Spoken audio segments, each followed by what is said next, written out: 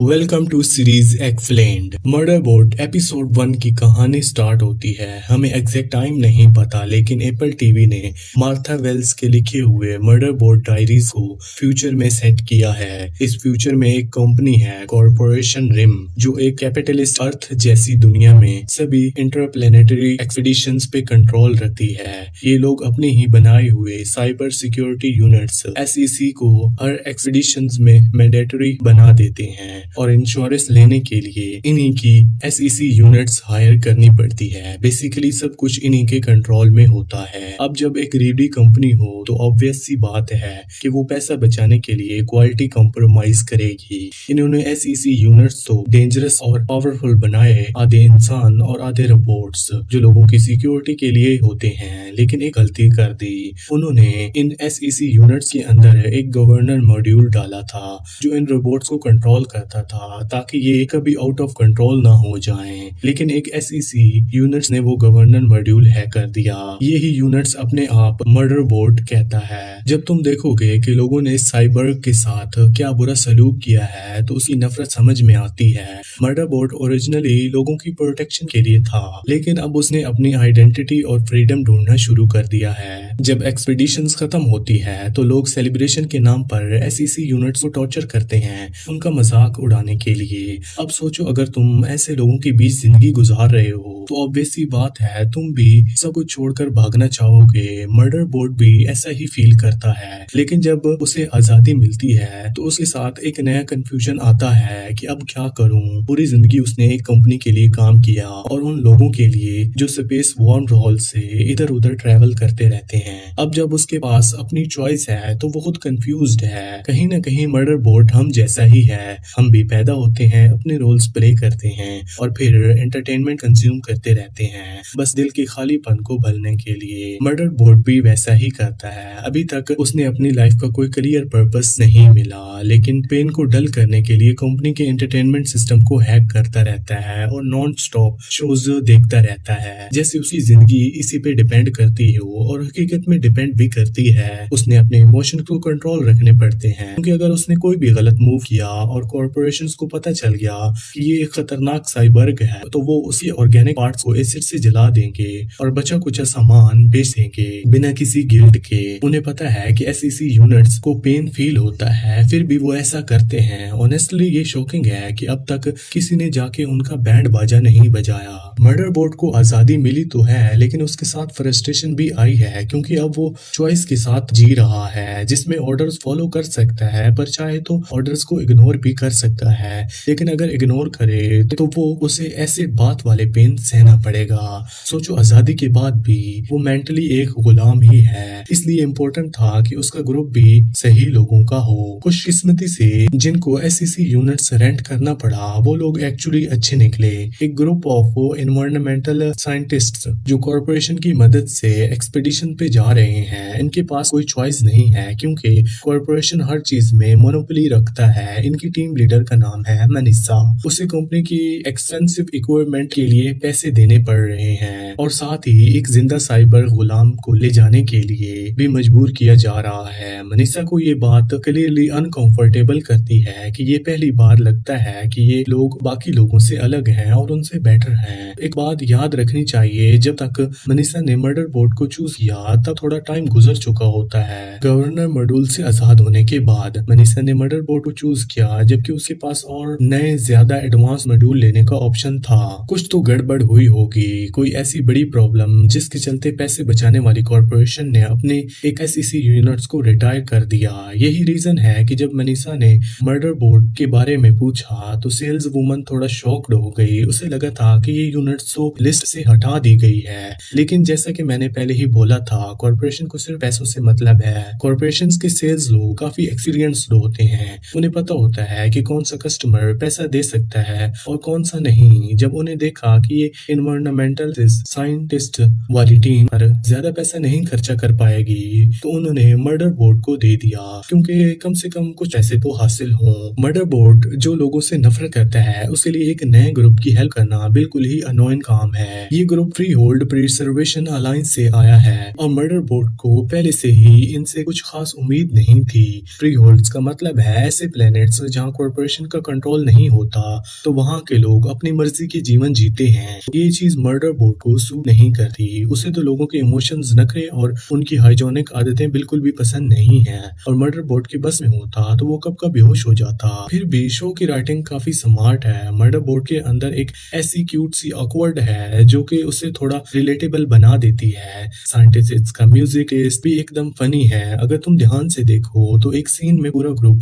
Perfect harmony में गा रहा होता है, एक अलग ही लेवल का बॉन्डिंग लैंग्वेज में। मर्डर बोर्ड सिर्फ एक ही तरीके से इतने इरिटेशन लोगों के साथ डील कर पाता है, अपने फ्री टाइम में अपना फेवरेट शो देकर, the rise of the fall of the sanctuary moon. वो एससीसी यूनिट्स ज्यादा कुछ नहीं बोलता शो के बारे में, लेकिन उसके रिएक्शन से क्लियरली पता चलता है कि वो मेन कैरेक्टर से काफी इम्प्रेस है, चाहे वो लोगों की हेल्प करने का आइडिया से चिढ़ भी जाएं। लेकिन जब ड्यूटी के टाइम आता है तो मर्डर बोर्ड हमेशा रेडी होता है। तो सोचो उसकी इरिटेशन का लेवल जब उसे अपना शो पास करना पड़ता है सिर्फ इसलिए ताकि वो पैराडिग और अराडा को बचाने के लिए एक सडन डेंजर से। ट्रेलर में जो बड़ी सेंटीपाइड जैसी क्रिएचर दिखाई गया था वो वही ये थ्रेट था। अगर सच बताऊं, अच्छा हुआ हमें इसके लिए ज्यादा वेट नहीं करना पड़ा। जैसे ही वो दांत भरे जानवर बैट विच को मुंह में पकड़ता है, मर्डर बोर्ड तुरंत एक्शन में आ जाता है और अपने ग्रुप को बचा लेता है। लेकिन अराडा ने जो कुछ देखा उसके बाद वो मेंटली ठीक नहीं थी। ऊपर से जब उन्होंने मर्डर बोर्ड की ह्यूमन जैसे बॉडी पार्ट से खून निकलते देखा तो और भी ज्यादा डिस्टर्ब हो गई। आइडली मर्डर बोर्ड को उसका वेट करना चाहिए था जब तक अराडा खुद को संभाल लेती, लेकिन उसने ऐसा कुछ खास नहीं किया। बिल्कुल उसकी प्रोग्रामिंग के बाहर का काम था। उसने अपना हेलमेट उठा के अपना घबराया हुआ चेहरा दिखाया और अराडा को कंफर्टेबल देने के लिए अपने फेवरेट टीवी कैरेक्टर का डायलॉग बोला। ये काम थोड़ा स्टूपिड था लेकिन एकदम स्वीट भी, शायद इसलिए क्योंकि मर्डर बोर्ड को अब लगने लगा था कि ये ग्रुप उसका अपना सा हो गया है। पैरागेड काफी तरह से इंजर्ड था। अगर अराडा और टाइम लेती रिएक्ट करने में तो उसका हाल और बुरा हो जाता और वो सेंटीपाइड वापस भी आ सकती है। लेकिन ये सिर्फ अराडा या उसके ग्रुप के लिए शौकीन नहीं था। किलिंग मशीन टाइप बोर्ड एक एम्पैथी दिखाई। मर्डर बोर्ड खुद भी कंफ्यूज है। पहली बार उसे ऐसे ह्यूमंस दिखे हैं जो इक्विपमेंट से ज्यादा इंसानों की लाइफ को वैल्यू देते हैं। तो दोनों साइड्स का पहला एक्सप्रेशन एक्चुअली खराब था, लेकिन एक इम्पोर्टेंट बात भी थी जो उन्हें तुरंत क्लियर करनी थी। कंपनी ने इनसे अच्छे पैसे लिए और बदले में मैप्स दिए जो गलत निकले। उनमें नियर बाय डेंजरस का सही जिक्र नहीं किया गया था। अब मर्डर बोर्ड के मन में तो ऑलरेडी दूसरे स्कैरियोस चल रहे हैं जिसमें वो सबको मार देता है, लेकिन इस सिचुएशन में उसका कोई फायदा नहीं होता। ऊपर से उसने खुद बोला है कि उसका इंटेंशन किसी को मारने का नहीं है। तो सवाल ये उठता है कि मैप्स गलत क्यों है। मेरा गैस है ये सिंपल टेक फेलियर नहीं है। कॉर्पोरेशन रिम इतनी एडवांस है कि उसे ऐसी मिस्टेक्स एक्सेप्ट नहीं की जा सकती। शायद ये जानबूझ के किया गया हो। अगर हर एक्सपीडिशन स्मूथ हो गई और एसईसी यूनिट्स हीरो, तो लोग ये सोचने लगेंगे कि हमें ये बोर्ड्स की जरूरत नहीं है। तो ये पूरा सेटअप हो सकता है मैन्युफैक्चर डेंजर। कॉर्पोरेशन अपने बोर्ड्स के हीरो बना के उनका बिजनेस चलाए रखना चाहती है, चाहे उस प्रोसेस में उन्हें अब्यूज क्यों ना करना हो। बिना किसी ने बोले हमें क्लियरली दिख जाता है कि गॉर्थन को मर्डर बोर्ड से जलन हो रही है। गॉर्थन एक एडवांस्ड ह्यूमन रोबोट है, मतलब वो अपने डैमेज से डिजिटल सिस्टम एक्सेस कर सकता है, लेकिन मर्डर बोर्ड उससे भी फास्ट है। और यही बात गॉर्थन को ईगो को चुभ रही होती है। उसकी जेलसी एकदम सामने आ जाती है जब वो मर्डर बोर्ड पे भरोसा नहीं करता। वो ही एक ऐसा बंदा है जो उसे किलिंग मशीन कहकर बुलाता है। मर्डर बोर्ड को ये सुनकर जरूर मजा आएगा जब उसने चुपके से उनकी बातें सुनी। ग्रुप के बाकी लोग तो खुश हैं कि मर्डर बोर्ड ने अराडा के साथ जो भी किया, चाहे ऑकवर्ड ही सही, लेकिन हेल्प की। लेकिन गॉर्थन को डाउट है क्योंकि उसके हिसाब से ये मर्डर बोर्ड के बिहेवियर के अगेंस्ट था। मर्डर बोर्ड समझ सकता है कि लोग उस पर ट्रस्ट क्यों नहीं करते, और गॉर्थन गलत भी नहीं था जब उसने बोला कि मर्डर बोर्ड उन्हें लाइक करता है, क्योंकि सच में उसे कोई पसंद नहीं था। मर्डर बोर्ड एक असेक्सुअल साइबर्ग है जिसका ऑर्गेनिक बॉडी बिल्कुल कैन डॉल जैसा है। तो एक्चुअली उसे सेक्स और रोमांस थोड़ा डिस्गस्टिंग लगता है, लेकिन जब उसे अराडा, उसकी वाइफ पेनली और औरैथी के बीच लव ट्रायंगल का सीन महसूस हुआ तो वो एंटरटेनमेंट भी होता है। शायद ये मदरबोर्ड का एक छुपा हुआ लव है ह्यूमन ड्रामा के लिए। जब मनीषा उसे बोलती है कि कॉमन एरिया में आके सबके सामने स्पीच दो, मदरबोर्ड के लिए एक वर्स्ट नाइटमेयर जैसा मोमेंट होता है। एक ऑकवर्ड सिक्योरिटी रेजू सरबर्ग के लिए स्पीच देने वाला सीन ऐसे बात से भी बुरा लगता है, फिर भी वो समहाउ मैनेज कर लेता है। लेकिन इसके बाद मनीषा रुकी नहीं। मनीषा इतनी केयरिंग है कि जब उसकी कंडीशन परफेक्ट नहीं होता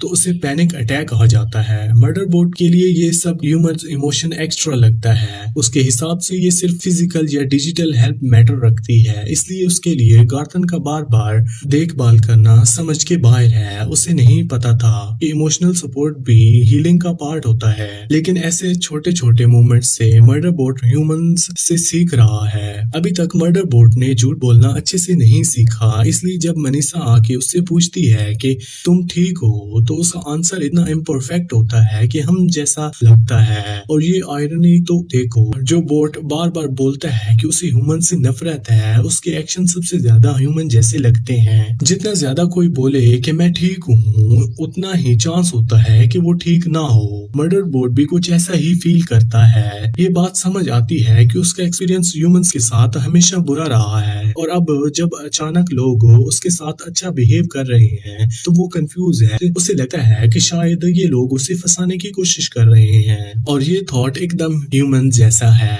ये जो ग्रुप है जो वैसे तो काफी अच्छा है, वो भी हिला जाता है जब साइबरबर्ग उनके इमोशंस जेस्चर करता है। लेकिन सिर्फ ऐसे बात की डर ही नहीं है जो मदरबोर्ड को एग्नोसिस बनाता है। वो खुद पर ही ट्रस्ट नहीं करता, और उसकी वजह से उसके वो 7 सेकंड की मेमोरी जो उसके दिमाग में छुपी हुई है, जिसकी झलक फर्स्ट एपिसोड के एंड में दिखाई जाती है। इसकी मेमोरी में जो एसईसी यूनिट्स लोगों का मार रहा था वो कोई भी हो सकता है, लेकिन चांस है कि वो खुद मदरबोर्ड भी हो सकता है। इसलिए शायद कंपनी ने उसकी मेमोरी वाइप करा दी। अगर कंपनी को पता होता कि मदरबोर्ड खतरनाक बन गया है तो वो उसे कब का एसिड में डिसॉल्व कर चुकी होती। लेकिन अगर उसे कमांड दी गई है कि लोगों को मारने की, तो मेमोरी वाइप कराना उनका नॉर्मल प्रोटोकॉल होता। फिर भी मदरबोर्ड के दिमाग में थोड़े से पीसेस अब भी बचे हैं, और वो अपने डिस्कस्टिंग माइंड को उसी कंफर्टेबल डायलॉग से शांत करता है जो कि उसने अराडा से बोला था। शायद उसे इमोशनल कंफर्ट समझने आने लगे थे। हो सकता है धीरे धीरे मदरबोर्ड इमोशनल कंफर्ट की वैल्यू समझने लगा।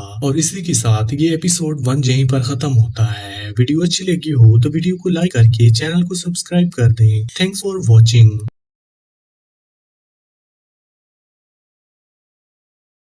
Welcome to series explain Motherboard episode 2। अगर आपने एपिसोड 1 नहीं देखा तो उसकी लिंक डिस्क्रिप्शन बॉक्स में है। दूसरे एपिसोड में हमें ये देखने को मिलता है कि मनीषा ने मदरबोर्ड को पीछे क्यों नहीं छोड़ा। गाथन की जेलेसी मदरबोर्ड के लिए ऑब्वियस है, लेकिन इसका मतलब ये नहीं है कि उसमें अच्छाइयां नहीं है। प्रिजर्वेशन बाकी लोगों ने भी कुछ तो देखा होगा, तभी तो उसे इतना प्यार करते हैं। जब ग्राथा कहती है कि उसे कंपनी की किसी भी चीज पर भरोसा नहीं है तो लोग उसकी बात को समझते हैं, इसलिए मदरबोर्ड स्ट्रेस में होता है। तो टीम ने हॉपर में बैठकर अपने सीक्रेट मिशन के प्लान्स बनाना स्टार्ट किए। वो मिशन है उन ब्लैंक जगहों को एक्सप्लोर करना जो मैप में दिखाई नहीं गई थी। बिना कंपनी के इंटरफेस किए उन्हें ये नहीं पता था कि मदरबोर्ड सब सुन रहा है, लेकिन उसे खुद को भी सेफ रखना था, वरना उसे एसिड टैंक में डाला जा सकता है। तो उसने प्रिटेंड किया जैसे कि उसे कुछ भी मालूम नहीं हो। टीम अभी भी डिवाइडेड है। कुछ लोग अभी भी मदरबोर्ड को लेकर क्योंकि उसने कुछ अजीब हरकतें की हैं। जब उसने अराडा से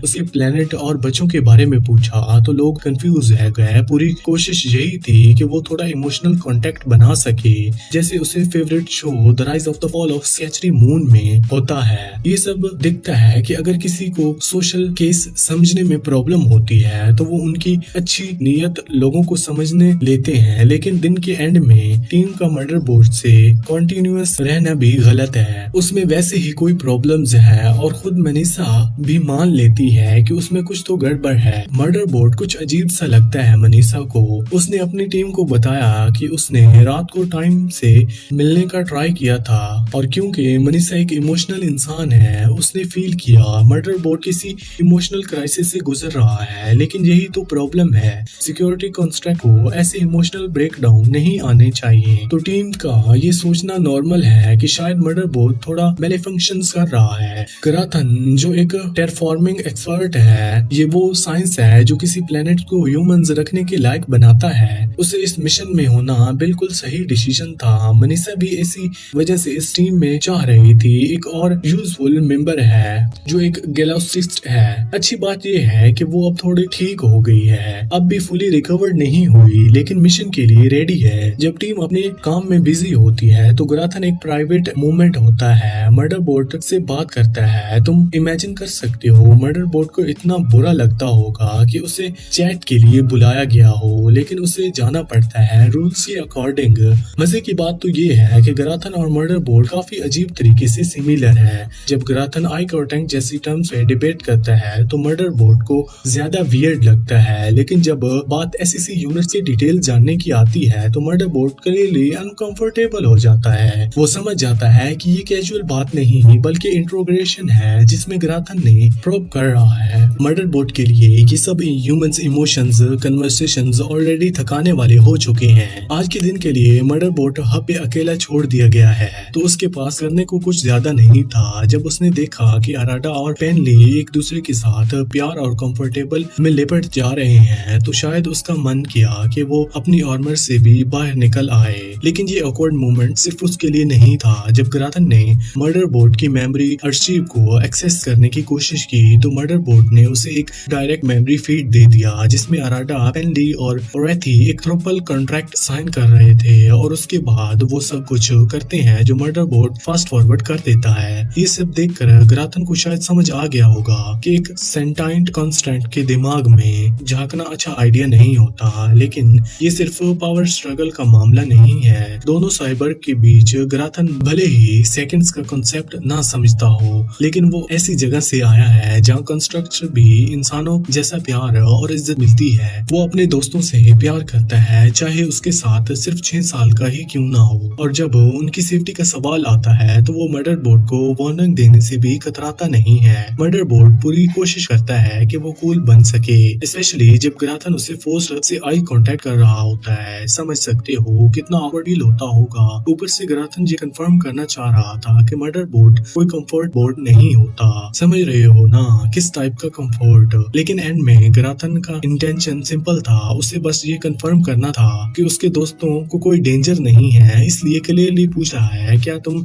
मेलफंक्शंस कर रहे हो। वैसे देखा जाए तो गराथन का ये सवाल गलत नहीं था। मर्डरबोर्ड कोई नया मॉड्यूल नहीं था, तो जब उसने झूठ बोला कि ह्यूमंस इमोशंस कॉपी करना सिखाया गया है तो गराथन ने उसकी बात पर विश्वास नहीं किया। और जब मर्डरबोर्ड ने कहा कि उसमें कोई ट्रॉमा मॉड्यूल है जिसका काम क्लाइंट्स को कंफर्ट देना है, तब गराथन को डाउट होता है। लेकिन फिर भी गराथन खाली हाथ नहीं गया। मर्डरबोर्ड ने उसे एक धुंधली लेकिन इम्पोर्टेंट बात बताई कि उसे याद नहीं है कि उसका रिफॉर्बिश होने का रीजन क्योंकि कंपनी ने उसकी मेमोरीज ही इरेज कर दी थी।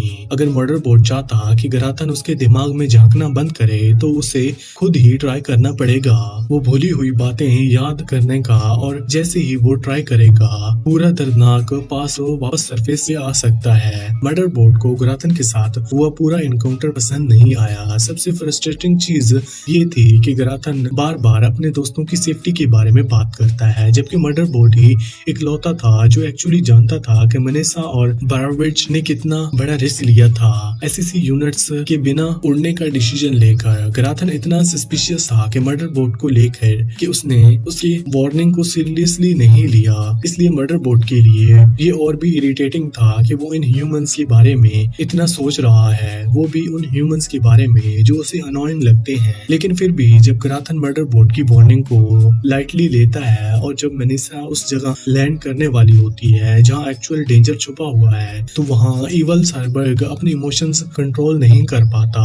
और जब तक गराथन मर्डरबोर्ड की बात को सीरियसली लेता तब तक मनीषा ऑलरेडी डेंजर में फंस चुकी होती है। मनीषा नहीं चाहती थी कि उसकी वजह से साथ हॉपर से बाहर आए। ये स्मार्ट डिसीजन था क्योंकि अगर मनीषा को दिक्कत होती तो वजह उसकी मदद कर सकता था। जब मनीषा उस मुश्किल में हाइक के दौरान प्रॉब्लम में फंस जाती है तो मर्डरबोर्ड जो सच में समझ पाता है कि वो क्या फील फील कर रही है। जब मनीषा को पैनिक अटैक आता है, मदरबोर्ड का रिएक्शन कुछ ज्यादा ही केयरिंग लगता है जैसे मदरबोर्ड को वाकई उसकी परवाह हो। वो बहुत गुस्सा है क्योंकि उसने उन्हें साथ उड़ने नहीं दिया। अब मदरबोर्ड और ग्रातन के पास बस एक ही काम है, बस इंतजार करना और दुआ करना कि मनीषा किसी बड़े क्वांटिफाइड का खाना ना बन जाए। और फिर एक बड़ा ड्रावना क्वांटिफाइड मनीषा की तरफ बढ़ता है, लेकिन वो उसके सर के बाल भी टच नहीं करता। यहीं से सब कुछ और भी अजीब हो जाता है। मनीषा ने पहले ब्राविड्स से कहा था कि ड्रोन का मैप सेंटर में भेज दो। जो ड्रोन ने वहां देखा वो देख के कोई भी डर जाता। वहां जमीन में एक अजीब सेंटर था जिसकी बहुत सारे मरे हुए क्वांटिफाइड घूम रहे थे। जब ड्रोन सेंटर के बिल्कुल ऊपर था तो वो किसी अननोन चीज से उड़ा दिया। मदरबोर्ड के दूसरे एपिसोड के एंड में मनीषा लकी थी कि बिना एक भी स्क्रैच के वापस आ गई, कम से कम फिजिकली तो सेफ थी। अब मदरबोर्ड ने उनकी जिंदगी 2 बार बचाई है। ना इंटरेस्टिंग होगा कि ये कंफ्यूज्ड रोबोट कैसे इन लोगों के साथ अपना इमोशनल कनेक्शन बनाता है। लेकिन हुई कि शायद उस क्रिएचर में पुराने एलियन चीजें हो सकती हैं, तो साइंटिस्ट ने एक आइडिया को तुरंत रिजेक्ट कर दिया। सर्वे टीम से कांटेक्ट करने की कोशिश की जो प्लेनेट की दूसरी साइड थी, लेकिन उनका कोई जवाब नहीं आया क्योंकि मदरबोर्ड का बड़ा एनिमी यानी विलन ने एक आम डेल्ट फॉल सर्वे टीम का एक मेंबर मार दिया है और उनका एससीसी यूनिट्स भी खत्म कर दिया है। अगर कॉर्पोरेशन इन सब के पीछे है तो वो अपने खुद के इक्विपमेंट को क्यों नुकसान पहुंचाएगी? ये शायद ये छोटी छोटी चीजें इनके लिए मायने नहीं रखती क्योंकि उनका असली टारगेट कुछ और है। हो सकता है कि अभी तक एक अननोन थ्रेट भी हो सकता है जो अभी तक सामने नहीं आया। यहीं पर ये एपिसोड 2 खत्म होता है। वीडियो अच्छी लगी हो तो वीडियो को लाइक करके चैनल को सब्सक्राइब कर दें। Thanks for watching.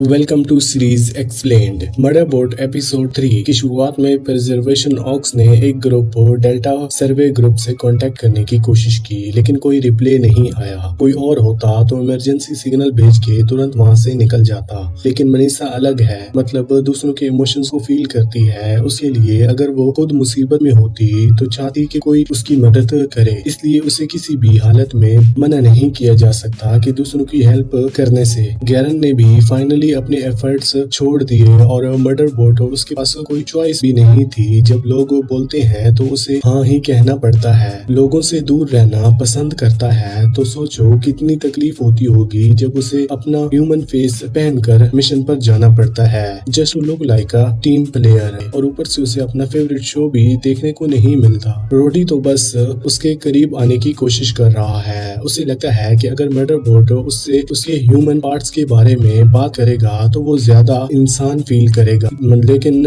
मदरबोर्ड इंसान बनने की कोशिश भी नहीं करता। जो रोडी उसे यूज करता है कि वो ह्यूमंस इमोशन दिखाता है, तो मदरबोर्ड लिटरली फ्रीक आउट हो जाता है। मदरबोर्ड को ऐसी टैंक से बचाने का सिर्फ एक ही तरीका है, नॉर्मल दिखना। और नॉर्मल एससीसी यूनिट्स कभी भी ह्यूमन जैसे बिहेव नहीं करते, लेकिन यहाँ तो सैटेलाइट सिग्नल से भी कोई छेड़छाड़ कर रहा है। मदरबोर्ड ने इतने शोज देख लिए हैं कि अब उसे ड्रामा का चस्का लग गया है। अभी जो नया शो देख रहा है स्ट्रिफ्ट इन द गैलेक्सी, उसका प्लॉट इतना भी सही नहीं है, पर फिर भी वो सीक्रेटली एंजॉय कर रहा है, बस वैसे ही जैसे वो हब स्टेशन के लिए लाइव फीड देख के मजे लेते हैं। अब वो अपने दिमाग में थ्योरीज बनाने लगा है कि ह्यूमंस के बारे में, और गॉथन उसको इरिटेट करने के लिए उसे कुछ खास करना नहीं पड़ता, सिर्फ चल फिर रहा है। तब भी लगता है जैसे वो स्ट्राइफर्स इन द गैलेक्सी का विलन हो, पर वो सच कहीं तो ये पिटी बिहेवियर दोनों साइड से है। गॉथन और मदरबोर्ड दोनों एक दूसरे से छोटी छोटी बातों पे चिढ़ जाते हैं। वैसे गॉथन भी कोई परफेक्ट बंदा नहीं है। जब ब्रिज अपने पीटीएसडी के बारे में बात करती है तो गॉथन समझ ही नहीं आता कि कैसे मदद करूं। फिर वो और अजीब काम करता है, सीधा मनीषा के रूम में घुस जाता है बिना नॉक किए, एकदम चोरी छुपके। मदरबोर्ड फिर सोचने लगता है कि कहीं गॉथन कोई शेडी काम तो नहीं कर रहा, जैसे वो स्नैचरी मून का विलन हो। लेकिन अभी तक कोई प्रूफ नहीं मिला था कि गॉथन किसी कंपनी या आउटसाइडर के लिए काम कर रहा है, जैसे वो लग्जरी आइटम्स खरीद सके। लेकिन जितना वो पिलोज के अराउंड घूम रहा है, एक पॉसिबिलिटी लगती है कि शायद वो मनीषा से प्यार करता हो। और जो मदरबोर्ड हमेशा दूसरों की स्टूपिडिटी पे क्रिंज करता है, वही खुद एक बड़ी स्टूपिडिटी मिस्टेक कर बैठता है। जब सैटेलाइट सिग्नल चला जाता है, फाइनली उस आउटेज का पैटर्न फॉलो कर रहा होता है, तभी मदरबोर्ड थोड़ा थोड़ा ज्यादा ही टीम प्लेयर बनने की कोशिश करता है और ऐसे ही बोल देता है कि उसे पता है कि पेनेली क्या कर रही है। ऐसे ही मदरबोर्ड थोड़ा इनडायरेक्टली ये कन्फेस करता है कि वो उनकी एक्टिविटीज पर नजर रखता है। सब उस पर डाउट करने लगते हैं। अब ऑब्वियसली सबको शक हो रहा होता है। मदरबोर्ड अपनी इनोसेंस प्रूव करने के लिए कंपनी के ऊपर ब्लेम डाल देता है कि उनकी वजह से सब हो रहा है, लेकिन ये बात किसी को भी रिलीफ नहीं देती क्योंकि रिजर्वेशन के लोग कंपनी पर मदरबोर्ड से भी कम भरोसा करते हैं। अब उनके दिमाग में ये सवाल आ रहा है कि क्या कंपनी ने ही मदरबोर्ड को उनके ऊपर नजर रखने के लिए भेजा है। और बदकिस्मती की बात तो ये है कि गराथन ये सब मिस कर रहा है। उसे तो बड़ा मजा आता अगर देखता कि उसके दोस्तों ने मदरबोर्ड के खिलाफ टीम बना ली है। फिर भी एक चीज अच्छी है, मेनिसा अब भी मदरबोर्ड की साइड है। हाँ, वो थोड़ा ऑकवर्डली पॉज जरूर करती है जब मदरबोर्ड कहता है कि वो उनको हर्ट नहीं करेगा, लेकिन कहती है चाहे ये सब मैन्युफैक्चरिंग कंपनी की वजह से ही हो या किसी अननोन एनिमी की तरफ से, मदरबोर्ड को इसमें कोई फायदा नहीं है। लेकिन कोई तो है जो नहीं चाहता कि लोग सच में जान पाएं और ज्यादा बच पाएं। लगता है ये सब उसने किया है जो डेल्टा हैबिटेट के मैस्क्योर के पीछे भी था। डेल्टा फॉल सर्वे टीम को किसने मारा? सबसे बड़ी इंसल्ट तो ये होनी चाहिए कि मदरबोर्ड के लिए कि लोग बार बार ये सोच रहे हैं कि ये शायद वो उनको हर्ट करने के लिए सोच रहा है, जबकि वो खुद ही अपने आप को डेंजर में डाल रहा है। और डेल्ट फेल टीम की सिचुएशन देखकर तो क्लियरली लग रहा है कि कुछ तो गलत है। उनकी कम्युनिकेशन डाउन है और मदरबोर्ड उनकी टीम एसईसी यूनिट्स से भी कांटेक्ट नहीं कर पा रहा। एक भी क्लू नहीं मिलता। हाँ, उन लोगों के पास तो पैसे की कमी नहीं है, लेकिन ये बात मनीषा के गुरु के लिए कहीं जा सकती है। वो लोग तो काफी ब्रोक लगते हैं। ये कम से कम ऐसा लगता है उस अनकंफर्टेबल बातचीत से जो मनीषा ने मदरबोर्ड के साथ की थी। मनीषा चाहती है कि मदरबोर्ड की टीम का हिस्सा महसूस करे, लेकिन साथ ही ऐसा भी लगता मनीषा उससे बात इसलिए कर लेती है क्योंकि उसे लगता है कि मदरबोर्ड को फर्क ही नहीं पड़ता, क्योंकि वो बस अपने ऑपरेटिंग रूल्स की सिमत तक ही है। पर वो ये नहीं जानती कि मदरबोर्ड तो असल में मेटल सूट पहना हुआ ऑकवर्ड टीनेजर जैसा है जो सिर्फ अपने फेवरेट शो पर ही बात करना चाहता है। जब मनीषा अपनी पर्सनल लाइफ की बातें शेयर करती है, स्पेशली अपनी शादी के इश्यूज, तो मदरबोर्ड के लिए वो सब सुनना बिल्कुल भी इंटरेस्टिंग नहीं होता। ऊपर से इन लोगों के लिए एक से ज्यादा पार्टनर नॉर्मल बात है, लेकिन इससे चीजें सिंपल नहीं होती, बिल्कुल और कॉम्प्लिकेटेड हो जाती हैं। जितना ज्यादा पार्टनर्स उतना ज्यादा डिसअपॉइंटमेंट होने का चांस। वैसे ये प्रॉब्लम्स अराडा, पेनली और रोती के बीच भी दिख रही है। पता नहीं क्यों उनका कॉन्ट्रैक्ट में क्या लिखा था, पर जो कुछ भी अब हो रहा है वो तो उसमें डेफिनेटली नहीं था। ऐसा लगा है जैसे पेनली और रोती अराडा के धीरे धीरे साइड कर रही हैं। पेनली क्लियरली रोती की तरफ ज्यादा अट्रैक्ट है और इस बात को छुपाने में भी कोई खास एफर्ट नहीं कर रहा। अराडा के लिए तो और बुरा लगता है जब उसे पता चलता है कि रोती उसके पार्टनर पेनली के बारे में उससे भी ज्यादा जानता है। लेकिन ये सब ड्रामा मदरबोर्ड के लिए इनफ एंटरटेनिंग नहीं है। जब मदरबोर्ड इतनी दूर आया है तो वो काफी एक्साइटेड है डेल्टा फोर्स हैबिटेट एक्सप्लोर करने के लिए, क्योंकि ये सिचुएशन बिल्कुल उसके फेवरेट एक्शन ड्रामा शो की तरह है। रोती को पीछे छोड़ दिया गया है क्योंकि वो अपने वेपन्स ट्रेनिंग के दौरान सो गई थी। बाकी सब लोग मदरबोर्ड के रास्ते में नहीं आ रहे। मदरबोर्ड ने उन्हें क्लियरली बोला है कि प्रीमेंटरी के बाहर ही रहो, और क्योंकि मदरबोर्ड पहले भी उनकी जान बचा चुका है, कोई भी उसकी बात का उल्टा नहीं करना चाहता। मदरबोर्ड जब डेल्टा सर्वे हैबिटेट तक पहुंचा है तो उसे डर लगना चाहिए था, लेकिन नहीं, वो तो एक्साइटेड था कि इस पागलपन को एक्सप्लोर करने के लिए। उसके दिमाग में ऑलरेडी एक थ्योरी रेडी थी कि उनकी एसईसी यूनिट्स में से एक कंट्रोल से बाहर हो गई और उसने बाकी सबको मार दिया, इंक्लूडिंग दूसरी 2 एसईसी यूनिट्स को भी साथ ही मार दिया। पर सवाल ये था कि उस रोजी यूनिट को किसने रोका। मदरबोर्ड के पास इसका भी थ्योरी था। इसने इतने सारे शोज देख रखे थे, वो क्राइम्स सीन्स समझने में एक्सपर्ट हो गया था। उसने सोचा कि एक ऐसी यूनिट ने कम्स प्रोटेक्ट करते वक्त अपनी जान दे दी और बाकी दोनों ने एक दूसरे को शूट कर दिया। वो ऐसी यूनिट अचानक वापस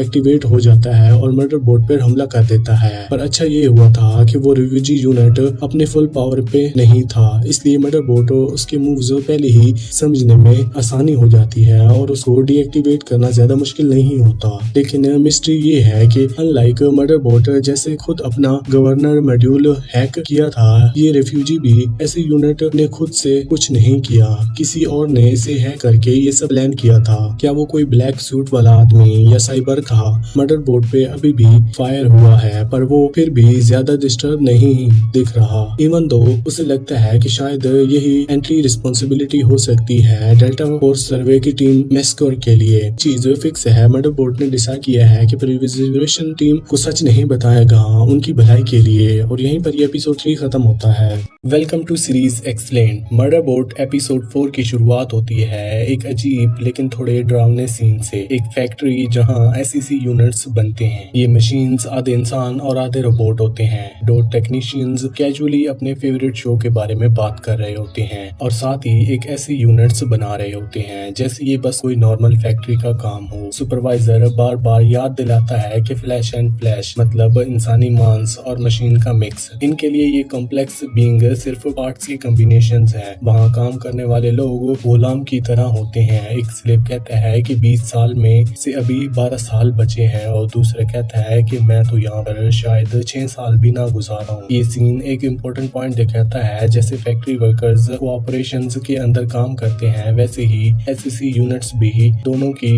इंसानियत की कोई कदर नहीं करता। मदरबोर्ड का इंटेंशन मोनोलॉग इस फैक्ट्री के बारे में एक सार्कास्टिक कमेंट करता है। SEC unit factories are really wonderful, human hospital से तो काफी बेहतर है। वो कहता है कि इंसान रैंडम डीएनए से बनते हैं लेकिन एसईसी यूनिट्स एक कंट्रोल्ड प्रोसेस जहां क्वालिटी कंट्रोल्ड होता है। लेकिन अगले ही मोमेंट एक सुपरवाइजर एक वर्कर को देखता है। वो उससे कहता है तेरा काम बिल्कुल ही बकवास है लेकिन चलेगा। मदरबोर्ड मजाक में कहता है बस यही चाहिए था एक खतरनाक डिप्रेस्ड मदरबोर्ड बनने के लिए। फैक्ट्री का एक और शॉकिंग डिटेल ये है कि ऐसे यूनिट का फेस अलग होता है। अगर कोई यूनिट खतरनाक हो तो उसे पहचानना आसान हो। कभी तो ये वापस आके उस ट्रेनर को ही मार देते हैं जिसने उसे बनाया होता है। फिर स्टोरी प्रेजेंट में आती है। मदरबोर्ड एक अटैक के बाद बुरी तरह से इंजर्ड होता है। वो कहता है सिस्टम ग्लिच कर रहा है और मेमोरी बार बार उसके फेवरेट शो स्नैचरी मून के सीन्स रिपीट कर रही है। फ्लैशबैक के जरिए हमें पता चलता है कि एक और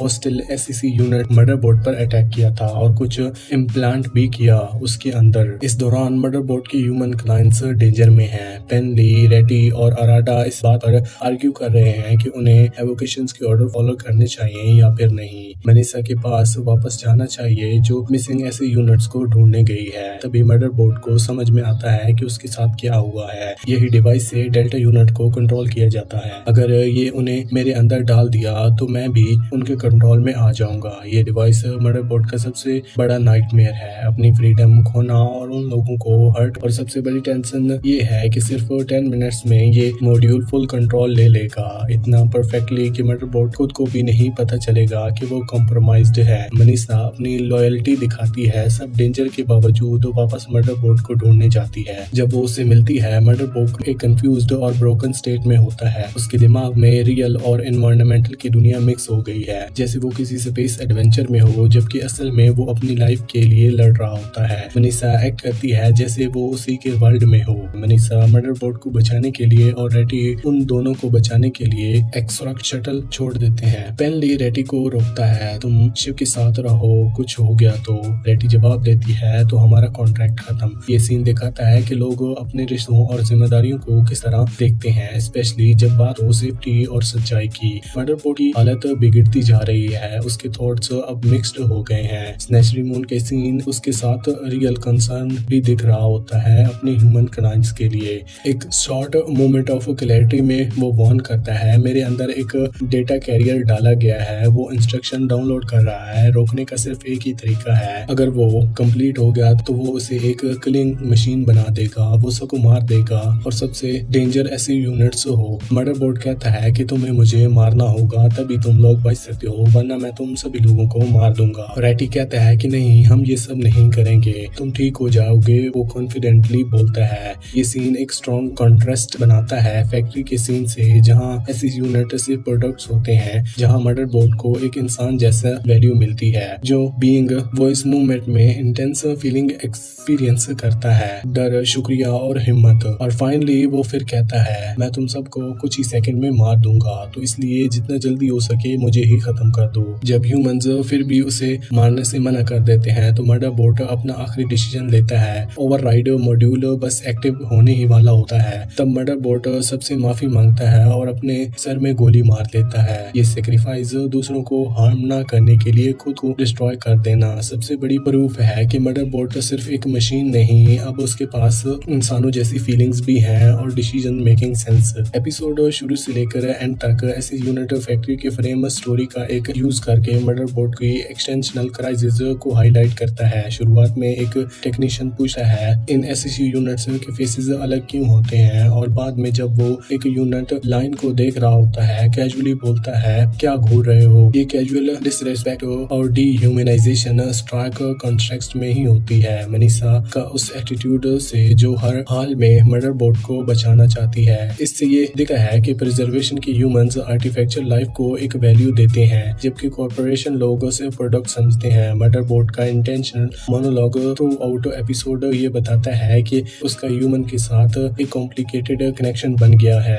मनीषा अपनी जान दांव पे लगाकर उसे बचाने आती है। मर्डर बोट सोच फिर एक ग्लिच उसकी थ्रू ऑटो प्रोसेस को तोड़ देता है। वो अधूरे सच इस बात का सिग्नल है कि मर्डर बोट शायद समझने लगा है कि कोई उसे ट्रूली केयर करता है, एक ऐसी चीज जिसके लिए उसकी प्रोग्रामिंग रेडी नहीं थी। मनीषा और मर्डर बोट के बीच रिश्ता इस एपिसोड का इमोशनल सेंटर बन जाता है। चाहे मर्डर बोट पूरी तरह से कॉम्प्रोमाइज्ड हो, मनीषा उसे कभी छोड़ने को तैयार नहीं होती। जब पेनली कहता है वो ह्यूमंस नहीं है, वो हमारी टीम का पार्ट भी नहीं है, तुम वापस हॉपर में चले जाओ। ये दिखाता है कि अब उसका अटैचमेंट मर्डर बोट से सिर्फ ड्यूटी का नहीं इमोशनल कनेक्शन बन चुका है। मुझे पकड़ के चलो, वो कहती है। मर्डर बोट की वेट अपने कंधे के ऊपर उठा लेती है। जब मर्डर बोट खुद को मारने का डिसीजन लेता है तो वो सिर्फ अपने डिस्ट्रैक्शन का नहीं बल्कि एक बड़ी इमोशनल ग्रोथ का सिग्नल होता है। इसके लिए ये सिर्फ प्रोग्रामिंग का मैटर था, ये उसका एक इंसानी फैसला था जिसमें उसने दूसरों की सेफ्टी के लिए अपनी लाइफ को इम्पोर्टेंस नहीं दी।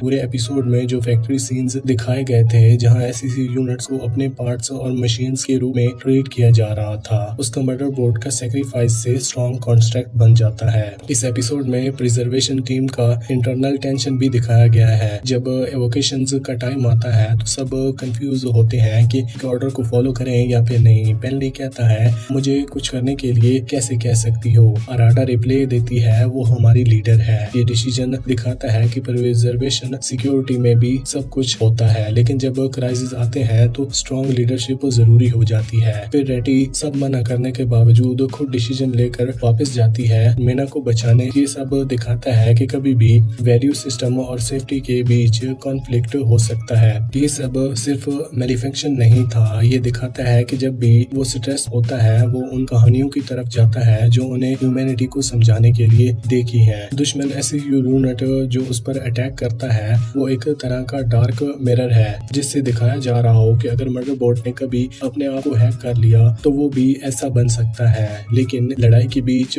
वो सोचता है वो मुझे उन्होंने मारने के लिए प्रोवा कर रखा था ताकि मुझे खतरनाक यूनिट बनने का ब्लेम किया जा सके। ये एपिसोड एक डीप कनेक्शन उठाता है, क्या सिर्फ बायोलॉजिकल होना ही जीवित होने का मतलब है, या किसी का मॉरली सही फैसला लेना और दूसरों के लिए सेक्रीफाइस करना ज्यादा इम्पोर्टेंट है। अपने आखिरी एक्ट में मर्डर बोट प्रूव करता है कि वो सिर्फ एक मर्डर बोट नहीं, वो एक सोचने महसूस करने वाला बीइंग है, जैसे उसकी टीम पहले से ज्यादा समझने लगी है। और इसी के साथ एपिसोड 4 का एंड होता है। अगर आपको वीडियो अच्छी लगी हो तो वीडियो को लाइक करके चैनल को सब्सक्राइब करें। Thanks for watching.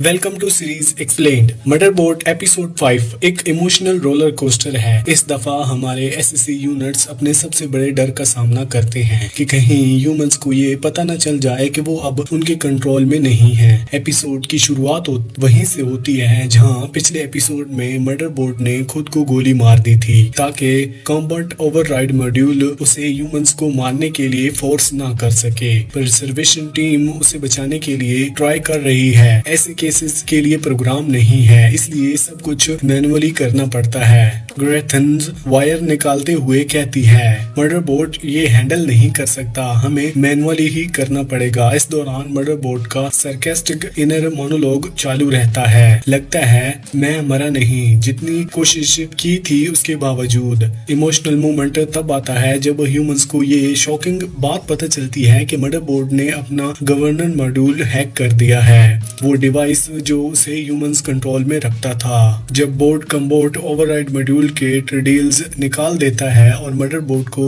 रिबूट करता है, तब ग्रेथिन एक शॉकिंग सच पता चलता है। ये यूनिट ऑलरेडी खतरनाक था, इसने अपने गवर्नर मॉड्यूल को हैक कर लिया था। ये सुनते ही लेबी, जो डेल्टा मिशन का अकेला सर्वाइवर है, पैनिक में आ जाता है और टीम दो हिस्सों में बट जाती है। कुछ लोग अब मदरबोर्ड पर ट्रस्ट करना चाहते हैं और कुछ लोग नहीं। ग्रेथन, जो उस पर ट्रस्ट नहीं करता, अब सिस्टम से उसे इम्बोलाइज करने की कोशिश करता है, लेकिन ये प्लान उल्टा पड़ जाता है क्योंकि मदरबोर्ड पहले से ही उस सिस्टम को हैक कर चुका होता है। एक टेंशन भरे सीन में मदरबोर्ड ग्रेथन को गला पकड़ के उठाता है, लेकिन बिना कुछ किए ही उसे छोड़ देता है। सिर्फ इतना कहता है, मुझे तुम पसंद नहीं हो।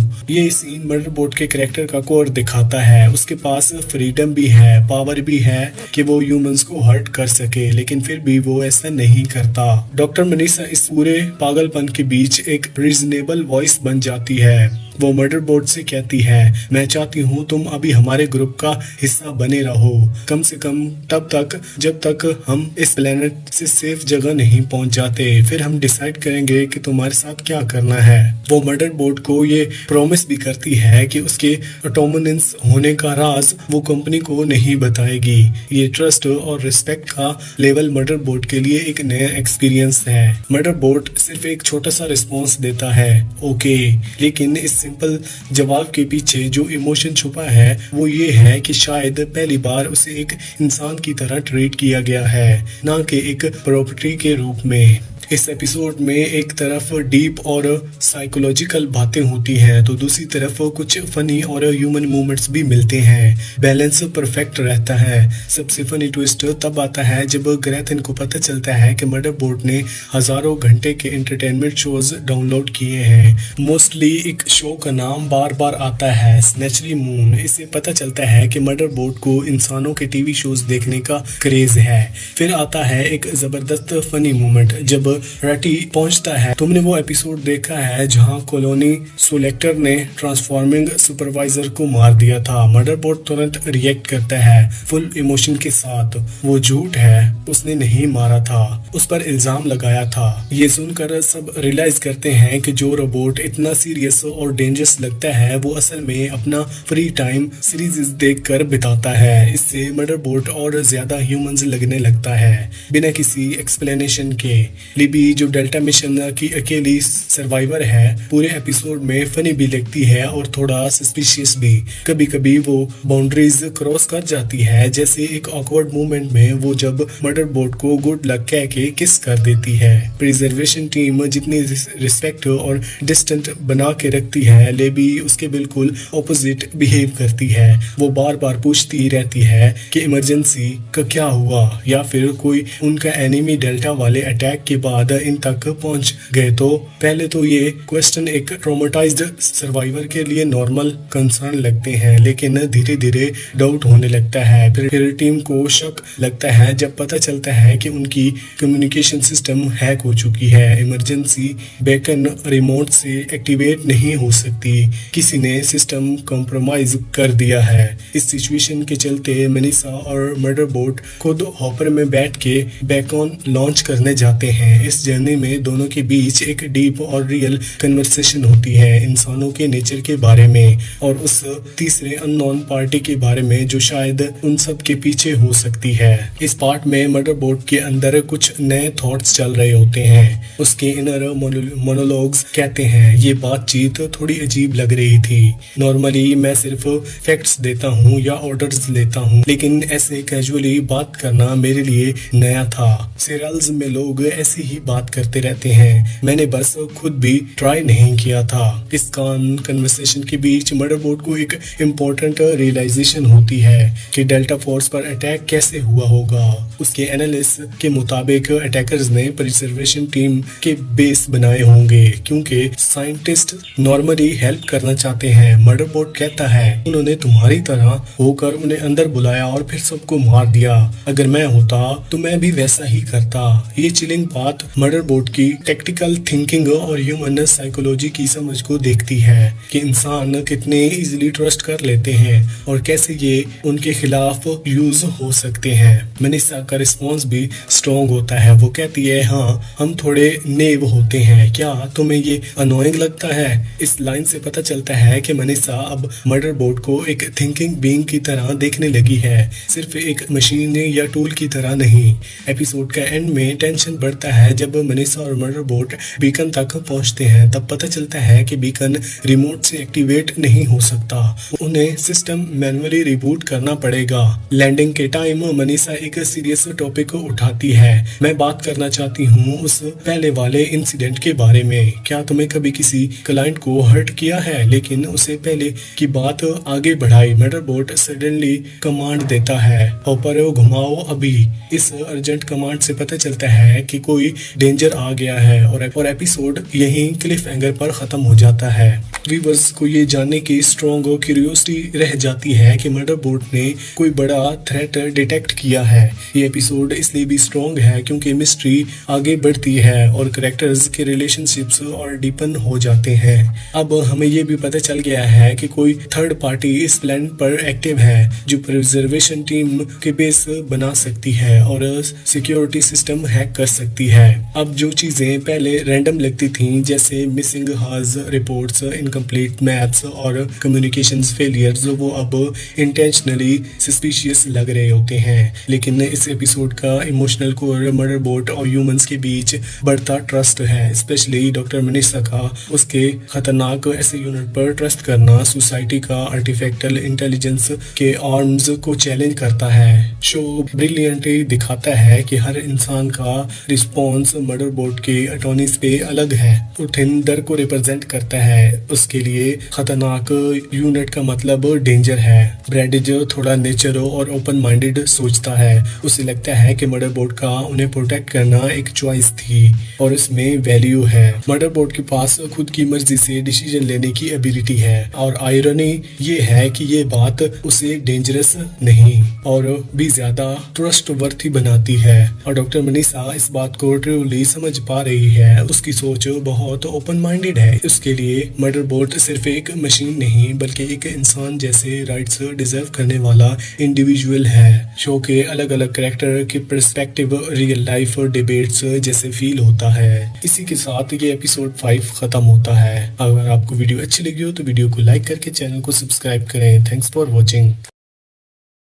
Welcome to series explain Motherboard episode 6। इस लेटेस्ट एपिसोड में मदरबोर्ड काफी इमोशनल और एक्शन पैक्ड जर्नी से गुजरता है। एक तरफ स्पिनल कार्ड सर्जरी, दूसरी तरफ एक्सप्लोसिव हेडशॉट, मतलब पूरा एपिसोड धमाकेदार था। लेकिन सबसे खास बात ये थी कि इस बार ह्यूमंस, मदरबोर्ड और डॉक्टर मनीषा के बीच एक डीप कनेक्शन देखने को मिलता है। मदरबोर्ड सिर्फ एक मशीन नहीं रहा बल्कि एक प्रोटेक्टिव और इमोशनल बीइंग बन रहा है। ये चीज क्लियरली दिखाई गई है। एपिसोड की शुरुआत होती है मदरबोर्ड के टिपिकल स्टाइल से। एंटरटेनमेंट देखते हुए वो स्नेचरी मून का 356 एपिसोड देख रहा है। मदरबोर्ड कहता है मैं ये सीरियल इसलिए नहीं देखता कि दुनिया जैसी है वैसे दिखाए, मैं इसलिए देखता हूँ ताकि असली दुनिया की टेंशन भूल सकूं। ये लाइन उसकी माइंडसेट को परफेक्टली एक्सप्लेन करती है। तभी पता चलता है कि मदरबोर्ड और डॉक्टर मनीषा एक हॉपर क्रैश के बाद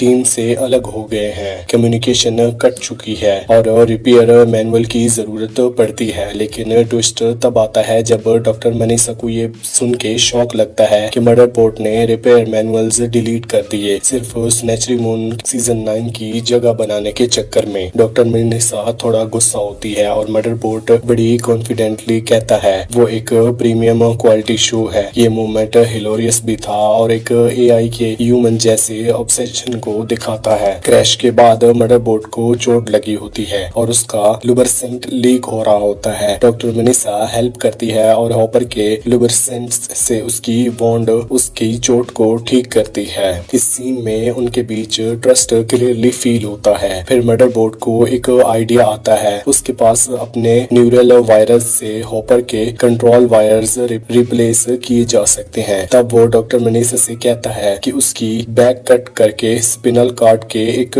पीस निकाल ले। ये सीन बहुत ही इमोशनल और टेंस भरा होता है। एक रोबोट जो अपने आप को इतना वैल्यूएबल बनाता है सिर्फ अपने ह्यूमंस को बचाने के लिए। डॉक्टर मनीषा पहले तो शॉक में आ जाती है जब मदरबोर्ड उसे कहता है कि उसकी स्पिन कट करनी पड़ेगी। उसके चेहरे पर डर और कंसर्न दोनों क्लियरली दिखते हैं। उसके लिए मदरबोर्ड सिर्फ एक मशीन नहीं रहा बल्कि एक दोस्त बन गया है। लेकिन मदरबोर्ड अब प्रैक्टिकल स्टाइल में अपना पेन सेंसर बंद कर देता है और डॉक्टर मनीषा को स्टेप बाय स्टेप गाइड करता है। मनीषा जब हेजिटेट करती है तो मदरबोर्ड उसे मोटिवेट करता है। एक मेडिकल ड्रामा के डायलॉग को ट्विस्ट करके कहता है, ये किसी टीवी शो जैसा लग रहा होगा लेकिन रियल लाइफ में लोगों की जान तुम्हारे हाथों में है। ये स्पिनल सर्जरी सिर्फ एक टेक्निकल रिपेयर नहीं बल्कि उनकी दोस्ती का सबसे बड़ा प्रूफ बन जाता है। मदरबोर्ड लिटरली अपना एक हिस्सा डॉक्टर मनीषा के हवाले कर रहा है पूरे ट्रस्ट के साथ। वहीं दूसरी तरफ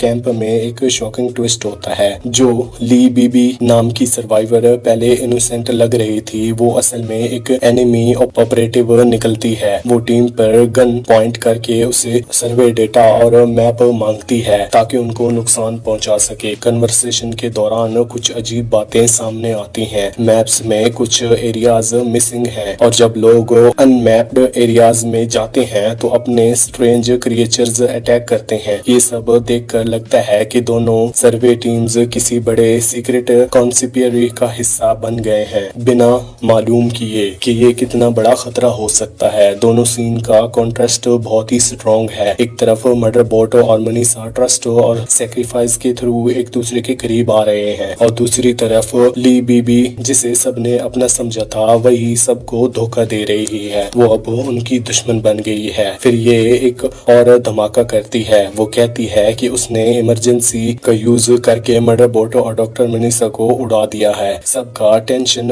पीक पे पहुंच जाता है लेकिन टीम के लोग उसकी बात मानने से इनकार कर देते हैं। उन्हें अपने मदरबोर्ड पर पूरा भरोसा होता है और उनका भरोसा सही साबित होता है। थोड़ी देर बाद मदरबोर्ड और मनीषा वापस कैंप पहुंच जाते हैं और बिना किसी हेजिटेशन के मदरबोर्ड ली बीबी के सर पे सीधा शूट मार देता है एकदम क्लोज रेंज से। उसका दिमाग लिटरली वॉल पे चिपक जाता है। पूरा रूम शॉक्ड रह जाता है। इस सीन में सिर्फ वायलेंस नहीं बल्कि इमोशनल पंच भी है। टीम के रिएक्शन ये दिखाता है कि उन्हें मदरबोर्ड को एक इंसान की तरह एक्सेप्ट कर लिया है। नफरत या डर नहीं, सिर्फ शौक और ट्रस्ट। जब मदरबोर्ड ने ली बीबी का सर उड़ा दिया तो एक सेकंड के लिए सब लोग घबरा गए। पहले तो वो सब उसकी फन लविंग और ऑकवर्ड साइड की आदत डाल चुके थे लेकिन अब उन्हें एकदम से उसकी असली रूप याद आ गया। एक सिक्योरिटी यूनिट जो बिना सोचे समझे थ्रेट को खत्म करने के लिए बना है। ग्रेथन गुस्से में पूछता है वो कौन थी। मदरबोर्ड का रिस्पॉन्स कोल्ड और डायरेक्ट होता है। अब जब उसका सर नहीं रहा तो पता कैसे चलेगा। इस ब्रूटल मोमेंट के बाद एटमॉस्फेयर टोटली चेंज हो जाता है। पहले जहां लोग उसे कैजुअली बात करते थे अब उनकी आंखों में डर और डिस्टेंस क्लियरली दिख रहा है। मदरबोर्ड अब उनका मीडिया लविंग बडी नहीं रहा। वो अब उनकी आंखों में एक मशीन है जो मजाक भी करता है और लोगों को मारता भी है बिना सोचे समझे। ये शिफ्ट डायलॉग से नहीं बल्कि साइलेंस, ऑकवर्ड लुक्स और अवॉइड किए जाने वाले नजरों से फील होता है। एपिसोड का एंड के पास मदरबोर्ड और डॉक्टर मनीषा के बीच एक डीप और साइकोलॉजिकल बात होती है। मनीषा कहती है हम वही बनते हैं जो कमांड्स हम फॉलो करते हैं, सिर्फ प्रोग्रामिंग से नहीं बल्कि अपने अंदर से जो आवाज आती है उससे भी। ये कन्वर्सेशन एक बड़ा क्वेश्चन उठाती है, क्या मदरबोर्ड वाकई ही इमोशन फील करता है या सिर्फ उनकी नकल कर रहा होता है जैसे प्रोग्रामिंग में सिखाया गया हो। फिर मदरबोर्ड का एक कॉलिंग इनर मोनोलॉग आता है, प्रिजर्वेशन प्रिजर्वेशन ऑक्स टीम को लग रहा था कि वो मुझे समझने लगे हैं। उन्हें लग रहा था कि मैं उन जैसा बन रहा हूँ, लेकिन फिर मैंने ली बीबी का सर उड़ा दिया। लेकिन ये मुझे बहुत अच्छा लगा। ये कन्फेशन डिस्टर्ब भी करता है और खतरनाक भी है। मदरबोर्ड इमोशनल बॉन्डिंग तो कर रहा है, लेकिन उसके इमोशंस ह्यूमन जैसे नहीं हैं। उसके लिए वॉयलेंस एक आम बात है, जैसे वो अनकंफर्टेबल नहीं होता, बल्कि कभी कभी उसे सेटिस्फेक्शन मिलता है। एपिसोड का बैलेंस जबरदस्त है। स्पिनल कार्ड सर्जरी जहां ट्रस्ट और बॉन्डिंग दिखाती है, वहीं हेड एक्सप्लोजन ह्यूमंस याद दिलाता है कि मदरबोर्ड और ह्यूमंस के बीच एक प्रोग्रामिंग डिफरेंस हमेशा रहेगा। प्लेनेट की मिस्ट्री के क्लू भी मिलते हैं। कौन है जो सर्वे टीम्स को टारगेट कर रहा है और क्यों ये सब कुछ कर रहा है, इन सब सवालों का जवाब अभी बाकी है। जैसे जैसे टीम एस्केप की प्लानिंग करती है, एक नए सेंस ऑफ फियर और क्लैरिटी के साथ चलती है। अब उन्हें पता है कि मदरबोर्ड उनके लिए कुछ भी कर सकता है, प्रोटेक्ट करने के लिए किसी भी हद तक जा सकता है, जैसा कि उसने ली बीबी का सर तक उड़ा दिया उनको बचाने के लिए। लेकिन अब वो ये भी सोचने लगा है, क्या हम मदरबोर्ड को समझ भी सकते हैं। इसी के साथ ये इमोशनल एपिसोड यहीं पर एंड हो जाता है। अगर आपको वीडियो अच्छी लगी हो तो वीडियो को लाइक करके चैनल को सब्सक्राइब लाजमी करना।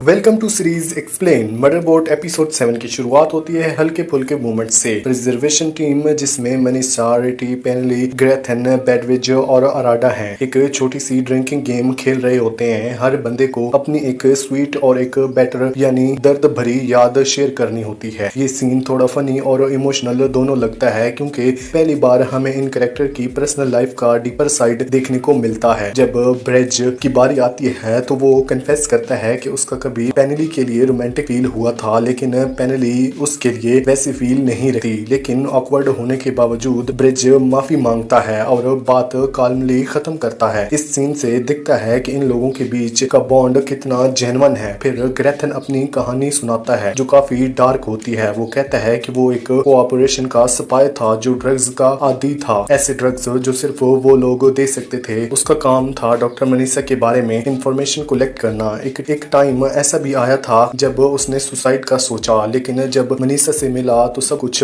बदल गया। उसने सब कुछ कन्फेस किया और प्रिजर्वेशन टीम ज्वाइन कर ली। जब उसे बेटर वर्जन बोलने का कहा जाता है तो वो कहता है कि उसे कुछ याद नहीं आ रहा, क्योंकि ऐसे इमोशनल और इम्प्रूव वाले गेम में इतना अच्छा नहीं है। ये सीन उसके कैरेक्टर को और रियल बनाता है। इन सब के बीच मदरबोर्ड का अपना इंटरनल मोनोलॉग चालू रहता है, थोड़ा सार्केस्टिक, थोड़ा डिटैच्ड। वो ह्यूमंस के इमोशन को समझने की कोशिश करता है, लेकिन अपने टिपिकल मशीन लॉजिक से ही। इसी कॉन्ट्रास्ट से शो में कॉमेडी और इमोशन दोनों का मिक्सचर बनता है, लेकिन ये लाइट मूड ज्यादा देर तक नहीं टिकता। इमरजेंसी अभी भी रियल है, जिस वजह से ये लोग हॉपर में भाग रहे थे। हमें पता चलता है कि मदरबोर्ड ने किसी ले बीबी को मार दिया था टीम को बचाने के लिए, लेकिन इस एक्टर ने टीम के बीच टेंशन क्रिएट कर दी थी। ग्रेथन, जिसे कुछ लोग अब ओपनली मदरबोर्ड पर शक कर रहे हैं, जबकि रेटी जैसे लोग उसका सपोर्ट कर रहे हैं। मदरबोर्ड जो हॉपर के बाहर से सब कुछ ऑब्जर्व कर रहा होता है, इरिटेट हो जाता है कि लोग उस पर इतना शक क्यों कर रहे हैं, जबकि उसने तो उनकी जान बचाई है। सबसे इमोशनल और डार्कली फनी मोमेंट तब आता है जब रेटी आके मदरबोर्ड से दिल से बात करने की कोशिश करती है। वो क्लियरली बोलता है कि ग्रेथन डर रहा है क्योंकि मदरबोर्ड सबको मार ना दे।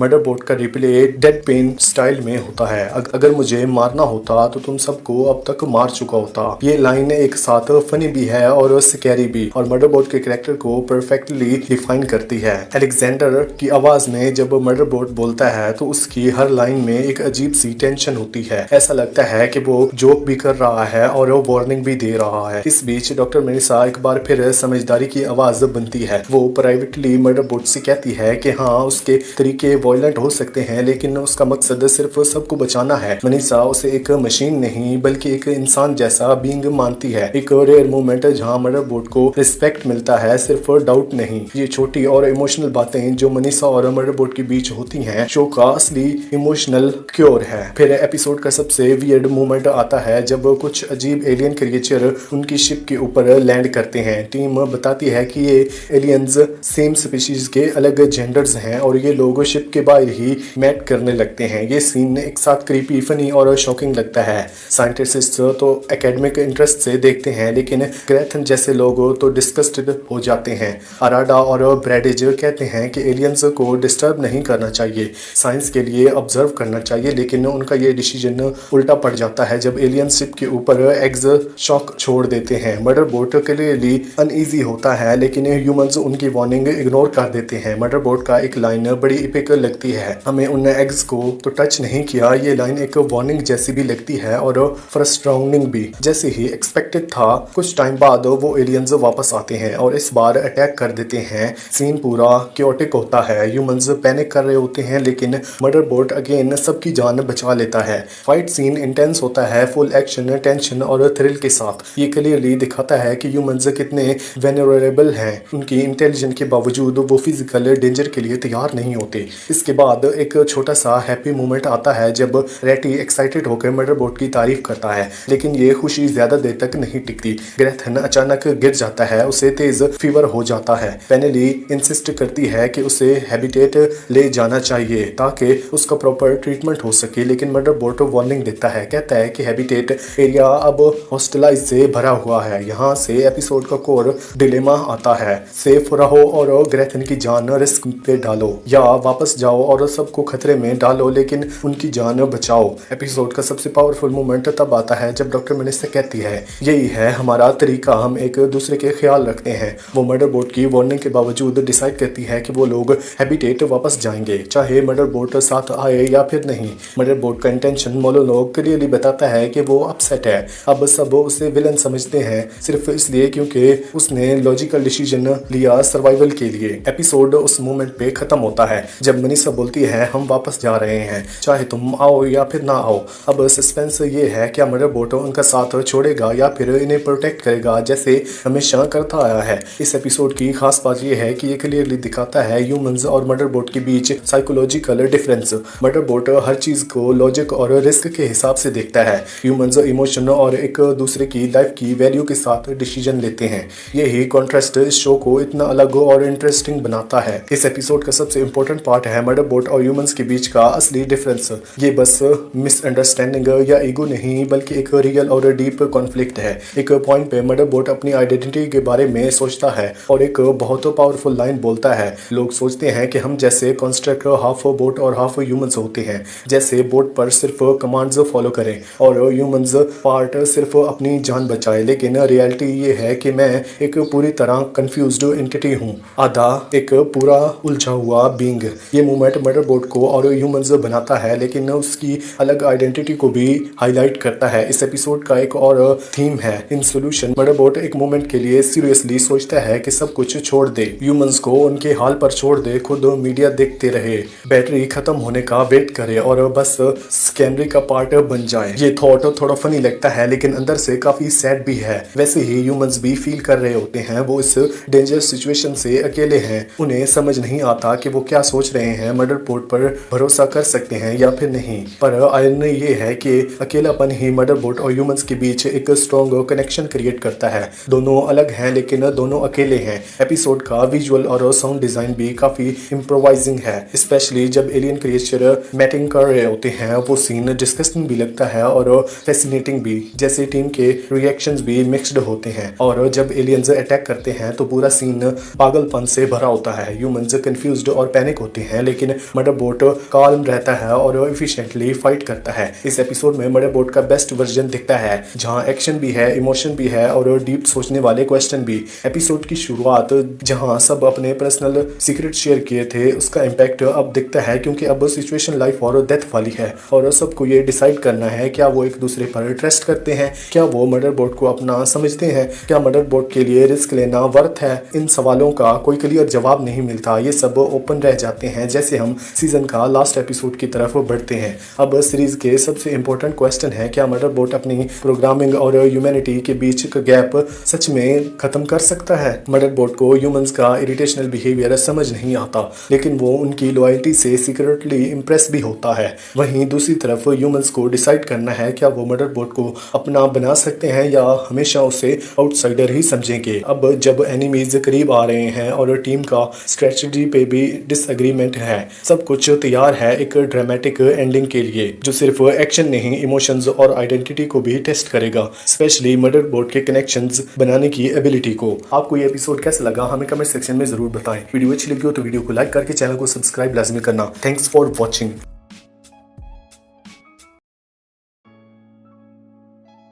Welcome to series explain. Motherboard episode 8 की शुरुआत होती है एक मेटा स्टाइल स्टोरी टेलिंग से। मदरबोर्ड एक साइफाई शो देख रहा होता है जिसमें एक नेगेटिव बोर्ड अपने क्रू को मार देता है क्योंकि उसकी मेमोरी वाइप कर दी गई थी। ये कहानी मदरबोर्ड के अपने पास्ट से काफी करीब है और इसी पैरेलल से एपिसोड की स्टोरी अनफोल्ड होती है।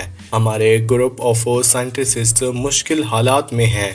ग्रेथन पिछले एपिसोड में घायल हो गया था, उसका जख्म में फैब्रिक चला गया था, जिससे जब टीम अपने दुश्मनों के हैबिट तक पहुंचती है तो वहां उन्हें एक मेडिकल फैसिलिटी मिलती है जो ग्रेथन की जान बचा सकती है। यहाँ डॉक्टर ब्रैडविच, जो असल में कोई सर्टिफाइड डॉक्टर नहीं है, जैसे मदरबोर्ड अपनी इंटेंशनल मोनोलॉग में बताता है, एक प्रोड्यूसर के लिए तैयार होता है। वो लेजर सिस्टम का यूज करके इन्फेक्टेड एरिया क्लीन करता है। सबसे इम्पोर्टेंट मोमेंट तब आता है जब ग्रेथन पेन किलर्स लेने से मना कर देता है। मदरबोर्ड एक और सोल्यूशन निकालता है। वो सीधा ग्रेथन के नर्वस सिस्टम से कांटेक्ट हो जाता है जिससे उसके पेन रिस्पॉन्डर्स ब्लॉक हो जाएं। मदरबोर्ड कहता है कि उसने पहले भी ये टेक्निक यूज की है, लेकिन अंदर ही अंदर मान लेता है कि उसने ये सिर्फ एक शो मेड सेंटर एपिसोड 502 में देखा था। ये टिपिकल मदरबोर्ड स्टाइल है, शो देखकर रियल वर्ल्ड प्रॉब्लम को सॉल्व करना। लेकिन जब मदरबोर्ड ग्रेथन के नर्वस सिस्टम से कांटेक्ट करता है तब कुछ अनएक्सपेक्टेड होता है। मदरबोर्ड ग्रेथन के थॉट्स को रीड करने लगता है, जस्टिफाई करता है कि ग्रेथन ने भी कभी उसके सिस्टम हैक करने की कोशिश की थी, लेकिन ये चीज उसके खिलाफ जाती है। मदरबोर्ड इमोशनल थॉट की दुनिया में खो जाता है, जिससे वो ऑर्गेनिक गो एंड फीलिंग्स बोलता है। उससे ग्रेथन के दर्द और एक सेंटेंस बार बार दिखाता है, why you can't love me back. लेकिन सबसे बड़ा झटका तब लगता है जब ग्रेथन भी मदरबोर्ड के कुछ मेमोरीज एक्सेस कर लेता है। डिस्कनेक्ट होने के बावजूद ग्रेथन सबके सामने बोल देता है कि ऐसी यूनिट को खुद मदरबोर्ड कहता है, और उससे भी बड़ी बात कि मदरबोर्ड ने 57 लोगों को मार चुका है जिससे वो प्रोटेक्ट कर रहा था। ये सुनकर ग्रुप में हलचल मच जाती है। मदरबोर्ड क्लैरिफाई करता है कि हाँ, उसने क्लाइंट्स को बचाने के लिए लोगों को मारा है, लेकिन उसका मानना है कि वो मर्डर नहीं था और मीनिंग वाला इंसिडेंट या तो फेक मेमोरी हो सकता है या किसी ने उस पर कॉम्बैट ओवरराइड मॉड्यूल से जबरदस्ती ये सब कुछ करवाया हो। सच्चाई ये है, मदरबोर्ड कहता है, मुझे खुद नहीं पता मैं सच में क्या था। एरेथन का कहना है कि मदरबोर्ड सिर्फ एक थॉट दूर है सबको मारने के। टेंशन इतनी बढ़ जाती है कि मदरबोर्ड ग्रुप छोड़ देता है और अकेला चला जाता है सब कुछ प्रोसेस करने के लिए। ग्रुप डिवाइड हो जाता है। कुछ लोग सोचते हैं कि मदरबोर्ड के बिना ज्यादा सेफ फील रहेंगे, लेकिन कुछ को लगता है कि उसकी प्रोटेक्शन के बिना वो बच भी नहीं सकते। रेटी का डायलॉग याद रह जाता है, हम सब कब के मर चुके होते अगर ये ना होता। जब मदरबोर्ड दूर होता है तब टीम अपने मिस्टीरियस एनिमी के बारे में और भी क्लू ढूंढती है। टीम को अब फाइनली समझ आ जाता है कि ग्रेग चारिस एक मीनिंग कंपनी है जो इलीगली अलायंस रिमाइंड्स यानी कि पुराने एलियन टेक्नोलॉजी ढूंढ रही है। ये लोग लॉ के बाहर काम करते हैं। टीम को लगता है कि डेल्टा टेल उनकी पहली वाली टीम है, गलती से ग्रे क्रेसिस के ऑपरेशन तक पहुंच गई थी, इसलिए उन्हें मार दिया गया। और अब जब ये लोग भी अलाइन रिमाइंड्स के बारे में जानते हैं तो वो भी ग्रे क्राइसिस के नेक्स्ट टारगेट हो सकते हैं। इस सीरियस सिचुएशन के बीच एक हल्का फुल्का सीन होता है लव ट्रायंगल का, रेटी, पेनली और अराडा के बीच। इमोशनल टेंशन है। रेटी सोचता है कि जब मौत सामने हो तो फीलिंग्स छुपाने का कोई मतलब नहीं। वो पेलनी को बोलता है कि वो उससे प्यार करने लगा है। ये बात ऑकवर्ड बना देती है और एटमॉस्फेयर को अराडा थोड़ा हर्ट फील करता है और पेनली शॉक्ड होती है। इस लाइफ और डेथ मोमेंट के बीच ऐसी पर्सनल ड्रामा वाली बात मदरबोर्ड को समझ नहीं आती। उसके लिए ये सब पागलपन और कंफ्यूजिंग इमोशंस हैं, लेकिन एक तरीके से ये सब उसे ह्यूमंस वर्ल्ड का रियल पार्ट भी लगता है। दूसरी तरफ मदरबोर्ड अपना दिमाग हटाने के लिए अपने फेवरेट शो देखने की कोशिश करता है, लेकिन फोकस नहीं कर पाता। वो अभी भी ह्यूमंस के बारे में सोच रहा होता है जो उसे छोड़कर चले गए हैं। वो उनको अपनी इंटरनल मोनोलॉग में सेल्फिश होपलेस बोलता है, लेकिन अंदर से वो हर्ट फील करता है। एक मोमेंट ऐसा भी आता है जब मदरबोर्ड सोचता है कि उन ह्यूमंस को हमेशा के लिए छोड़ दे, एक ऐसा यूनिट बन जाए जो अपने क्लाइंट्स को धोखा देता है जैसे उस पर इल्जाम लगा है। लेकिन उसकी ग्रोथ दिखती हुए वो वापस टीम के पास लौट आता है, बिल्कुल उस वक्त जब वो लोग डिस्पायरेट एस्केप प्लान डिस्कस कर रहे होते हैं। डॉक्टर मनीषा सजेस्ट करती है कि वो ग्रे क्रेसिस से नेगोशिएशन करें, लेकिन बाकी सब वार्न करते हैं कि वो पक्की टॉर्चरिंग और डेथ का रिस्क होगा। इस बीच मदरबोर्ड ड्रामेटिक एंट्री करता है और बोलता है, आई हैव अ प्लान। सब शॉक्ड रह जाते हैं, लेकिन उसके साथ एक होप भी मिल जाती है। मदरबोर्ड का असली नाम रिवील होता है और उसका पास्ट जिसमें उसने शायद 57 लोगों को मारा इस फिनाले के इमोशनल सेंटर बन जाता है।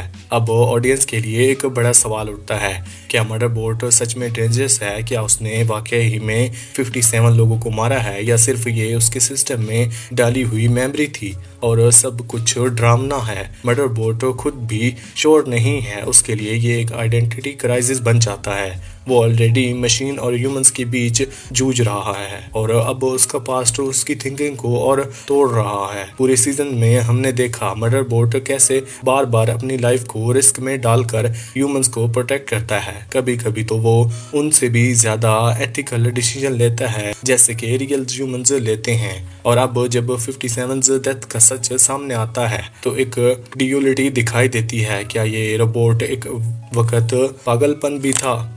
ये इंटरनल टेंशन शो का सबसे पावरफुल लेयर बन जाता और अब ग्रे क्राइसिस का वेलेनेरियस रोल और भी क्लियर हो जाता है। पहले तक हम कंपनी एक कोल्ड फेसलेस कोऑपरेटिव फोर्स लगती थी जो एसईसी यूनिट्स सिर्फ एक मशीन समझा जाता था, लेकिन अब पता चलता है कि ग्रे क्राइसिस तो उससे भी ज्यादा डेंजरस है, एक ऐसी कंपनी जो लोग के बाहर चलती है। फिनाले का सबसे क्लेवर पार्ट ये है कि मदरबोर्ड के मीडिया देखने का शौक सिर्फ एक फन हैबिट नहीं बल्कि उसके कैरेक्टर डेवलपमेंट और फ्यूचर इवेंट्स का हिंट भी बन जाता है।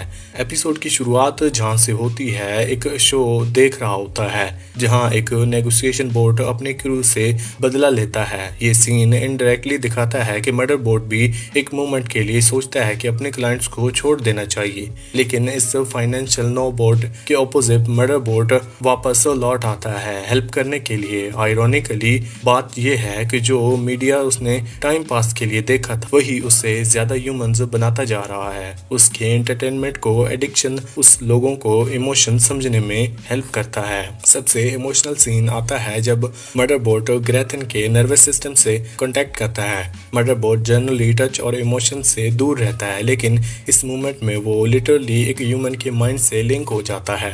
ये कन्वर्सेशन दोनों तरफ से वेलनरेबल होता है। ग्रेथन मदरबोर्ड के सबसे बड़ा सीक्रेट देख लेता है और मदरबोर्ड ग्रेथन के दिल का जख्म महसूस करता है। इस फोर्स्ड कन्वर्सेशन ने उन दोनों के बीच एक नया टर्निंग पॉइंट क्रिएट कर दिया। फिनाले के एंड तक कई बड़े क्वेश्चंस बचे होते हैं। मदरबोर्ड का प्लान क्या है ग्रे क्राइसिस के अगेंस्ट? क्या वो 57 डेथ का सच असल में है या फिर वो सिर्फ एक मेमोरी है? आपको ये वीडियो कैसी लगी हमें कमेंट सेक्शन में जरूर बताएं। वीडियो अच्छी लगी हो तो वीडियो को लाइक करके चैनल को सब्सक्राइब लाजमी करना। Thanks for watching. Welcome to series explain Motherboard season 1 episode 9। ये सबसे इंटेंस और इमोशनल है।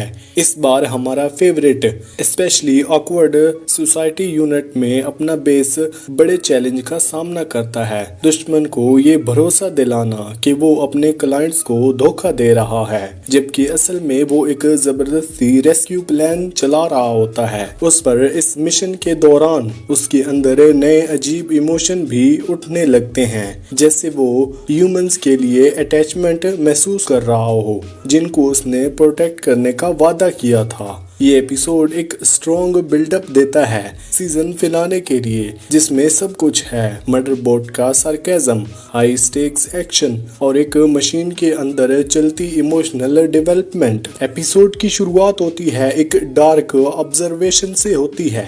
ह्यूमंस डेथ के सामने कैसे रिएक्ट करते हैं, कुछ इमोशन छुपाते हैं, कुछ बिल्कुल भी नहीं। लेकिन ये लाइन एपिसोड की सीरियस मूड को सेट करती है।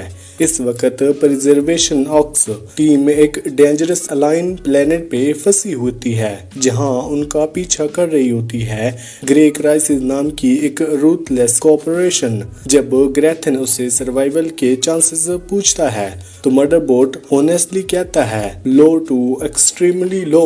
लेकिन इस सच्चाई के पीछे एक छोटी सी इमोशनल शिफ्ट छुपी होती है। मदरबोर्ड चाहकर भी उन लोगों को हर्ट नहीं करना चाहता, मतलब वो अब उनके लिए फील करने लगा है। एपिसोड का मेन फोकस एक रिस्की प्लान है। मदरबोर्ड ग्रे क्राइसिस के पास जाके प्रिटेंड करता है कि वो अपने क्लाइंट्स का सौदा कर रहा है, सिर्फ अपनी जान बचाने के लिए। जब वो ग्रे क्राइसिस से कहता है मैं तुम्हारी मदद करूंगा उनको पकड़ने में और वो इन्फॉर्मेशन दूंगा जो तुम चाहते हो, तो ऑडियंस भी एक मोमेंट के लिए सोचती है क्या मदरबोर्ड ने सच में साइड बदल ली है। ये सस्पेंस तब तक बनाया जाता है जब तक मदरबोर्ड और एक्स टीम के सीन क्रॉसेस आउट होते हैं, जहां हमें असली प्लान दिखाया जाता है। मदरबोर्ड को ग्रे क्राइसिस का फेस करना होता है ताकि वो उनका कम्युनिकेशन सिस्टम ओपन करे, ताकि ग्रेथन उस सिस्टम को हैक करके एक डिस्ट्रेस सिग्नल भेज सके।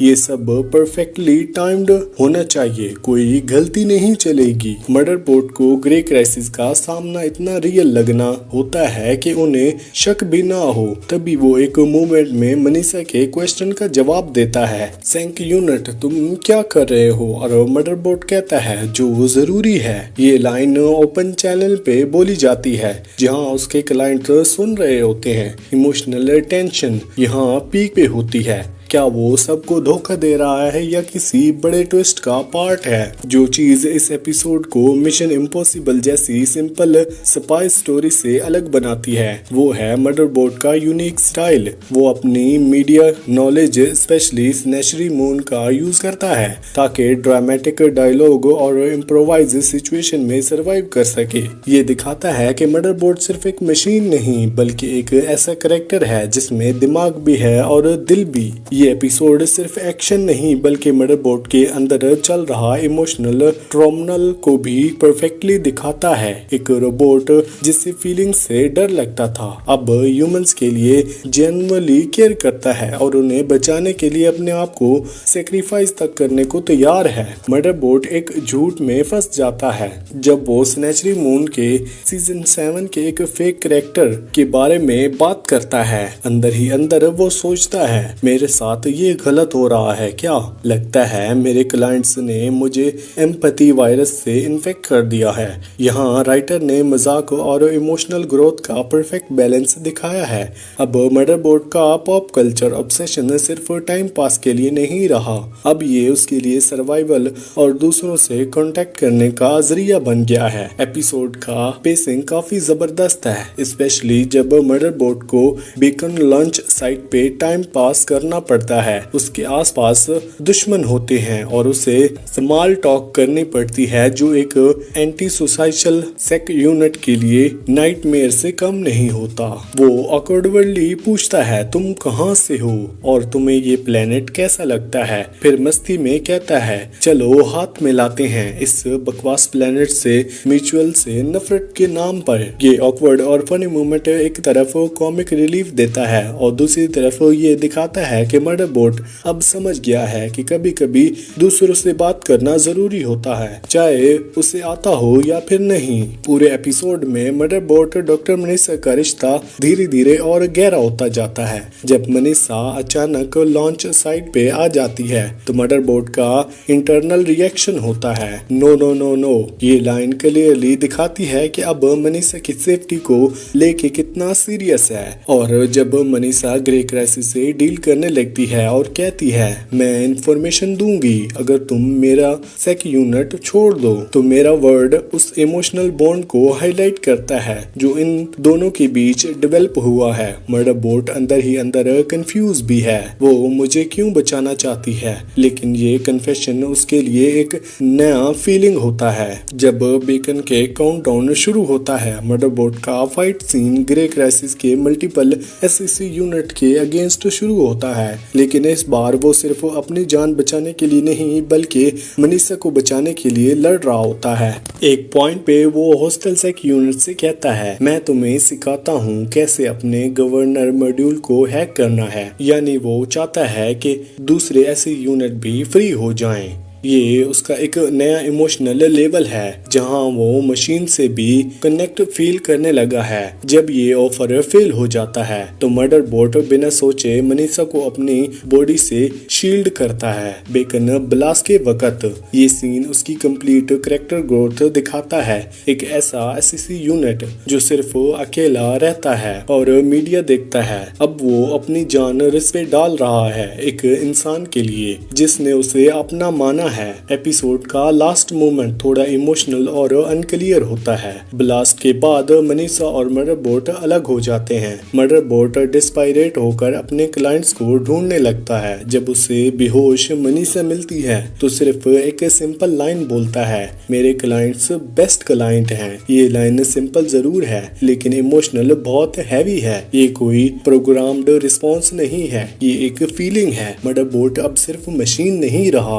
और जब वो कहता है, मैं कहने ही वाला था कि हमने कर दिखाया लेकिन बोलने से बच गया, तो ये एक परफेक्ट लाइन है जो उसके कैरेक्टर को दिखाती है, जो इमोशनली ग्रो कर रहा है लेकिन अभी भी अपने सार्कास्टिक स्टाइल नहीं छोड़ा। एपिसोड की विजुअल काफी स्ट्रॉन्ग है। ये एपिसोड सीजन के फाइनल से पहले का है, इसलिए ये इमोशन और टेंशन दोनों का मिक्स लेवल पे ले जाता है। मनीषा की कंडीशन अनक्लियर है, क्या वो सरवाइव करेगी, ये सस्पेंस बना रहता है। बीकन तो लॉन्च हो गया है लेकिन हेल्प कब तक आएगी, तब तक सरवाइव कर पाएंगे या फिर नहीं। सबसे इम्पोर्टेंट चेंज ये है कि अब मर्डरबोट के इमोशंस ओपनली सामने आ गए हैं, ना सिर्फ ऑडियंस के लिए बल्कि उसके अपने लिए भी। वो खुद महसूस कर रहा है कि अब वो अटैच्ड है इन ह्यूमन से। मर्डरबोट दूसरे एससीसी यूनिट्स को भी फ्रीडम का ऑप्शन देता है, मैं तुम्हें सिखाता हूँ अपने गवर्नर मॉड्यूल को हैक कैसे करना है। लेकिन जब वो रिजेक्ट कर देते हैं तो ये क्लियर होता है कि मर्डरबोट का जर्नी यूनिक था। इसका सेल्फ डिस्कवरी का पाथ किसी और ने फॉलो नहीं किया, लेकिन ये हिंट भी मिलता है कि शायद फ्यूचर में और भी कॉन्ट्रैक्ट्स की कहानी एक्सप्लोर हो सके। ये सिर्फ एक मिशन नहीं है, ये मर्डरबोट का टर्निंग पॉइंट है। अब सीजन का एंड वाला एपिसोड आने ही वाला है। अगर आप उसका भी एक्सप्लेनेशन देखना चाहते हैं तो वीडियो को लाइक करके चैनल को सब्सक्राइब लाजमी करना। Thanks for watching. Welcome to series explain Murderbot episode 10। Murderbot के एक्टर्स और क्रू ने जो काम किया है उसके लिए उन्हें और सीजन मिलने चाहिए ताकि मार्था वेल्स की सीरीज का पूरा मजा ऑडियंस को मिल सके। जहां तक सीजन के एंड की बात करें तो ये बड़ा एंड था। एपिसोड 9 में एक्शन धमाका था लेकिन एपिसोड 10 एक इमोशनल और होपफुल एंडिंग थी। कैरेक्टर के आर्क्स क्लोज हुए और स्टोरी में एक इम्पोर्टेंट रोल रिवील्स भी दिखाया गया। इस बार प्रिजर्वेशन अलायंस सर्वे टीम मर्डरबोट को बचा रही होती है, सिर्फ ड्यूटी के लिए नहीं बल्कि उसके लिए जो वो है, एक वो ऑकवर्ड पर अपना एससीसी यूनिट। मर्डरबोट अलग था दूसरे एससीसी यूनिट से क्योंकि वो अपने डिसीजन खुद लेता है। जब मनीषा गिरने लगती है तो वो क्लिफ से खुद कूद जाता है उसे बचाने के लिए, पर उसमें इतनी चोट लगती है कि वो मर जाता है। जब वो फिर से उठता है तो ना मनीषा होती है ना ही उसकी टीम। वो एक लैब टेबल पर पड़ा होता है कोऑपरेशन रिम के लैब में। वहाँ दो अजीब आदमी उस पे हंस रहे होते हैं और उसका सिस्टम रीसेट कर रहे होते हैं, उसकी मेमोरी डिलीट करते हैं। अब इसका मतलब ये है कि मदरबोर्ड को कुछ भी याद नहीं रहेगा, ना उसका आजादी पाना, ना मनीषा, ना उसकी टीम। जब डेल्टा फोर्स टीम के मेंबर्स मार देते हैं तभी मनीषा और उसकी टीम कोऑपरेशन रिम से बात कर रही होती है उन पे लीगल केस डालने के लिए, पर वो नेगोशिएशन भी ओपन रखते हैं ताकि मदरबोर्ड को वापस ला सकें। कोऑपरेशन रिम को लगता है कि मदरबोर्ड उनका बेस एक फालतू प्रोडक्ट था, अगर उनकी यादें लीक हो गई तो उनकी कंपनी के लिए बड़ा नुकसान हो सकता है। लेकिन उन्हें नहीं पता था कि ये टीम उसे एक एसेट समझती है, कोई मशीन नहीं जो जब चाहे तोड़ दी जाए। जब ग्रुप रोटी को ढूंढता है तभी उनकी मुलाकात मदरबोर्ड से होती है। वो उसे मिलकर खुश तो होता है क्योंकि ये वही रोबोट है जिसने उसकी जान बचाई थी, पर उसे ये नहीं पता था कि ये रोबोट अब अपग्रेड हो चुका है, अब छोटी छोटी बातों पे आंसू बहा देता है। और सबसे शॉकिंग बात, जब किसी अननोन आदमी के ऑर्डर पे मदरबोर्ड उसी पे गन पॉइंट कर देता है। मनीषा को काफी दुख होता है क्योंकि उसे लगता था कि मदरबोर्ड के बायोलॉजिकल पार्ट शायद उसकी कुछ यादें बचा के रखें। मनीषा को काफी दुख होता है क्योंकि उसे लगा था कि मदरबोर्ड के बायोलॉजिकल पार्ट शायद उसकी कुछ यादें बचा के रखेंगे, लेकिन टीम को पक्का लगता है कि उसकी सारी मेमोरीज चली गई हैं। जब मदरबोर्ड को और कुछ एससीसी यूनिट्स को प्रोटेस्ट करने वाले लोगों को मारने भेजा जाता है तो तभी उसके दिमाग में एक पुरानी स्क्रीन फ्लैश होता है, मीनिंग फैसिलिटी में हुआ पुराना डिस्ट्रक्शन। बाकी लोग तो इस बात पे विश्वास नहीं करते, लेकिन जब मदरबोर्ड प्रोटेक्टर्स को कंट्रोल करने की कोशिश करता है और मीनिंग जगह की याद उसे दिखाई देती है, उसका सिस्टम ग्लिच करने लगता है। मॉब उसकी पूरी तरह से पिटाई करता है। एक ह्यूमिलेटिंग डिफीट कंपनी को सिग्नल मिल जाता है। ये एससीसी यूनिट अब किसी काम का नहीं रहा, पहले ही एवरेज था, अब तो बिल्कुल बेकार हो गया है। कंपनी मदरबोर्ड को मेल्ट करने की फैसला लेती है। उसे एक प्लेटफॉर्म पर चढ़ाया जाता है जो फ्रांस में जाने वाला होता है, लेकिन उसे कुछ पता नहीं होता कि उसके साथ क्या होने वाला है। लास्ट मोमेंट से पहले पेनेली आ जाता है और उसे बचा लेता है। इसके बाद मनीषा की टीम वाले पब्लिक कैंपेन चालू कर देते हैं जिसमें वो पूरा सच बताते हैं, कैसे डेल्टा स्काउट की मौत हुई और उनकी खुद की टीम भी कैसे मारी गई। वो सारी जिम्मेदारी कंपनी पे डालते हैं, साथ ही वो मदरबोर्ड का नाम भी लेते हैं जिसको वो हीरो मानते हैं और कहते हैं कि कंपनी ने उसे छुपा दिया है ताकि सबूत मिटा सके। मीडिया में स्टोरी बड़ी बन जाती है और कंपनी प्रेशर में आ जाती है। तब कंपनी प्रेस टीम को ऑफर करती है अगर वो चुप रहे तो उन्हें एक एससीजी यूनिट दिया जाएगा जिसे वो मनीषा के पास भेजने वाले हैं। डील में ये मेंशन होता है कि मदरबोर्ड का बॉडी कहाँ है, पर किसी को ये नहीं पता होता है कि उसकी मेमोरीज का क्या हुआ। ग्रेथन जो पहले वही काम करता था, उसे पता था कि कंपनी किसी भी रोबोट की मेमोरी तुरंत डिलीट नहीं करती, पहले उसकी वैल्यू चेक करती है। इसलिए चांस है कि मदरबोर्ड की यादें सिस्टम में अब भी मौजूद हो सकती हैं। ग्रेथन के पास एक प्लान होता है। वो अपने एक पुराने दोस्त से कांटेक्ट करता है जो पहले उसका कोवर्कर और एक ड्रग डीलर था।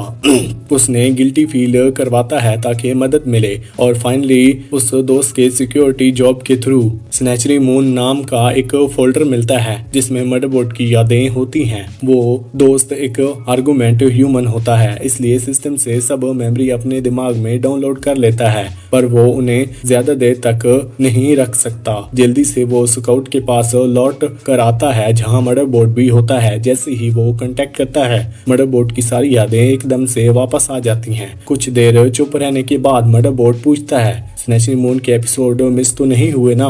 इस बात से सबको पता चल जाता है कि अब मदरबोर्ड वापस आ गया है, लेकिन अब उसके लिए सब कुछ बदल गया है, अब वो उनका नहीं रहा। मनीषा कहती है, जब से ह्यूमन तुझे कॉर्पोरेशन रिम से खरीदा है तेरा नाम परमानेंटली उनके स्टॉक लिस्ट में हटा दिया गया है। वो लोग बार बार ये कहते हैं कि अब मदरबोर्ड बिल्कुल आजाद है, चाहे उन्हें उसके लिए पैसे ही क्यों ना दिए हों। प्रिजर्वेशन में वो जो चाहे कर सकते हैं। हैं बिना किसी अटैक या थ्रेट के या डर के। मदरबोर्ड को अब किसी की प्रोटेक्शन की जिम्मेदारी नहीं है, जो उसे थोड़ा अजीब लगता है, लेकिन अंदर से वो रिलीफ महसूस करता है। उसने अपनी मेंटल फ्रीडम के लिए स्ट्रगल किया था और अब उसे वो मिल गई है। मनीषा सोचती है कितनी भी आजादी मिले, प्रिजर्वेशन टीम भी उसे वही करवाएगी जो लोग चाहेंगे। मदरबोर्ड चाहता है कि वो उनके साथ चला जाए क्योंकि ग्रे क्राइसिस और कॉर्पोरेशन के साथ उनकी मीटिंग्स ठीक रहे, पर उस दिन वो बस क्रू के साथ टाइम बिताता है, चाहे वो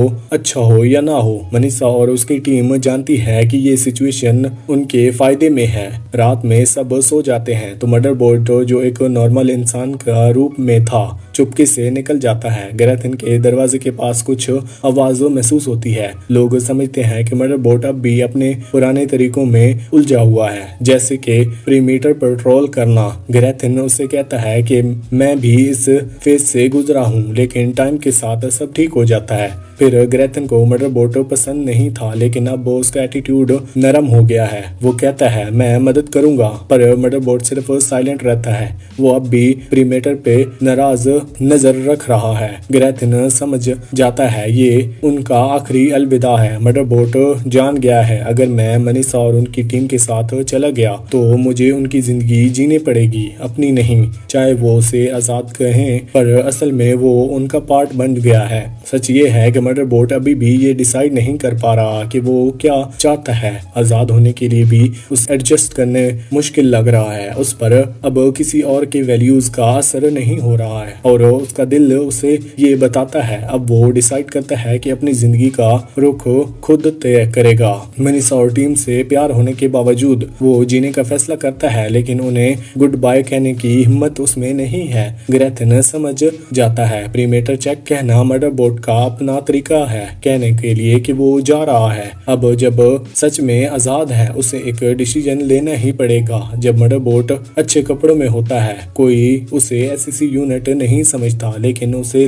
पता है वो ये ज्यादा देर तक नहीं चला सकता, इसलिए वो पहले अवेलेबल फ्लाइट पकड़ता है। उसका अगला स्टॉप है स्ट्रेंज माइन। वो जल्दी से कार्गो बोट्स को कांटेक्ट करता है और उन्हें कहता है कि वो उनके लिए मिलियंस ऑफ हॉर्स की टॉप क्वालिटी एंटरटेनमेंट अरेंज करें, सिर्फ सेफ्टी के बदले। शिप के उड़ते ही मदरबोर्ड के अंदर एक एक्साइटमेंट का जोश होता है, एक नई जर्नी की शुरुआत। उधर मनीषा को पता चलता है कि मदरबोर्ड चला गया है। वो चुपचाप स्पेस क्राफ्ट को देखती है। जैसे ही वो आसमान में गायब होता है उसके चेहरे पे उदासी होती है, लेकिन एक सुकून भी, क्योंकि वो चाहती थी कि मदरबोर्ड आजाद हो और अब वो सच में आजाद है। चाहे मदरबोर्ड के लिए एक हैप्पी एंडिंग लगती है, असल में कहानी अब शुरू हुई है। इसी के साथ इस कंप्लीट सीजन का एंड होता है। वीडियो अच्छी लगी हो तो वीडियो को लाइक करके चैनल को सब्सक्राइब लाजमी करना। Thanks for watching.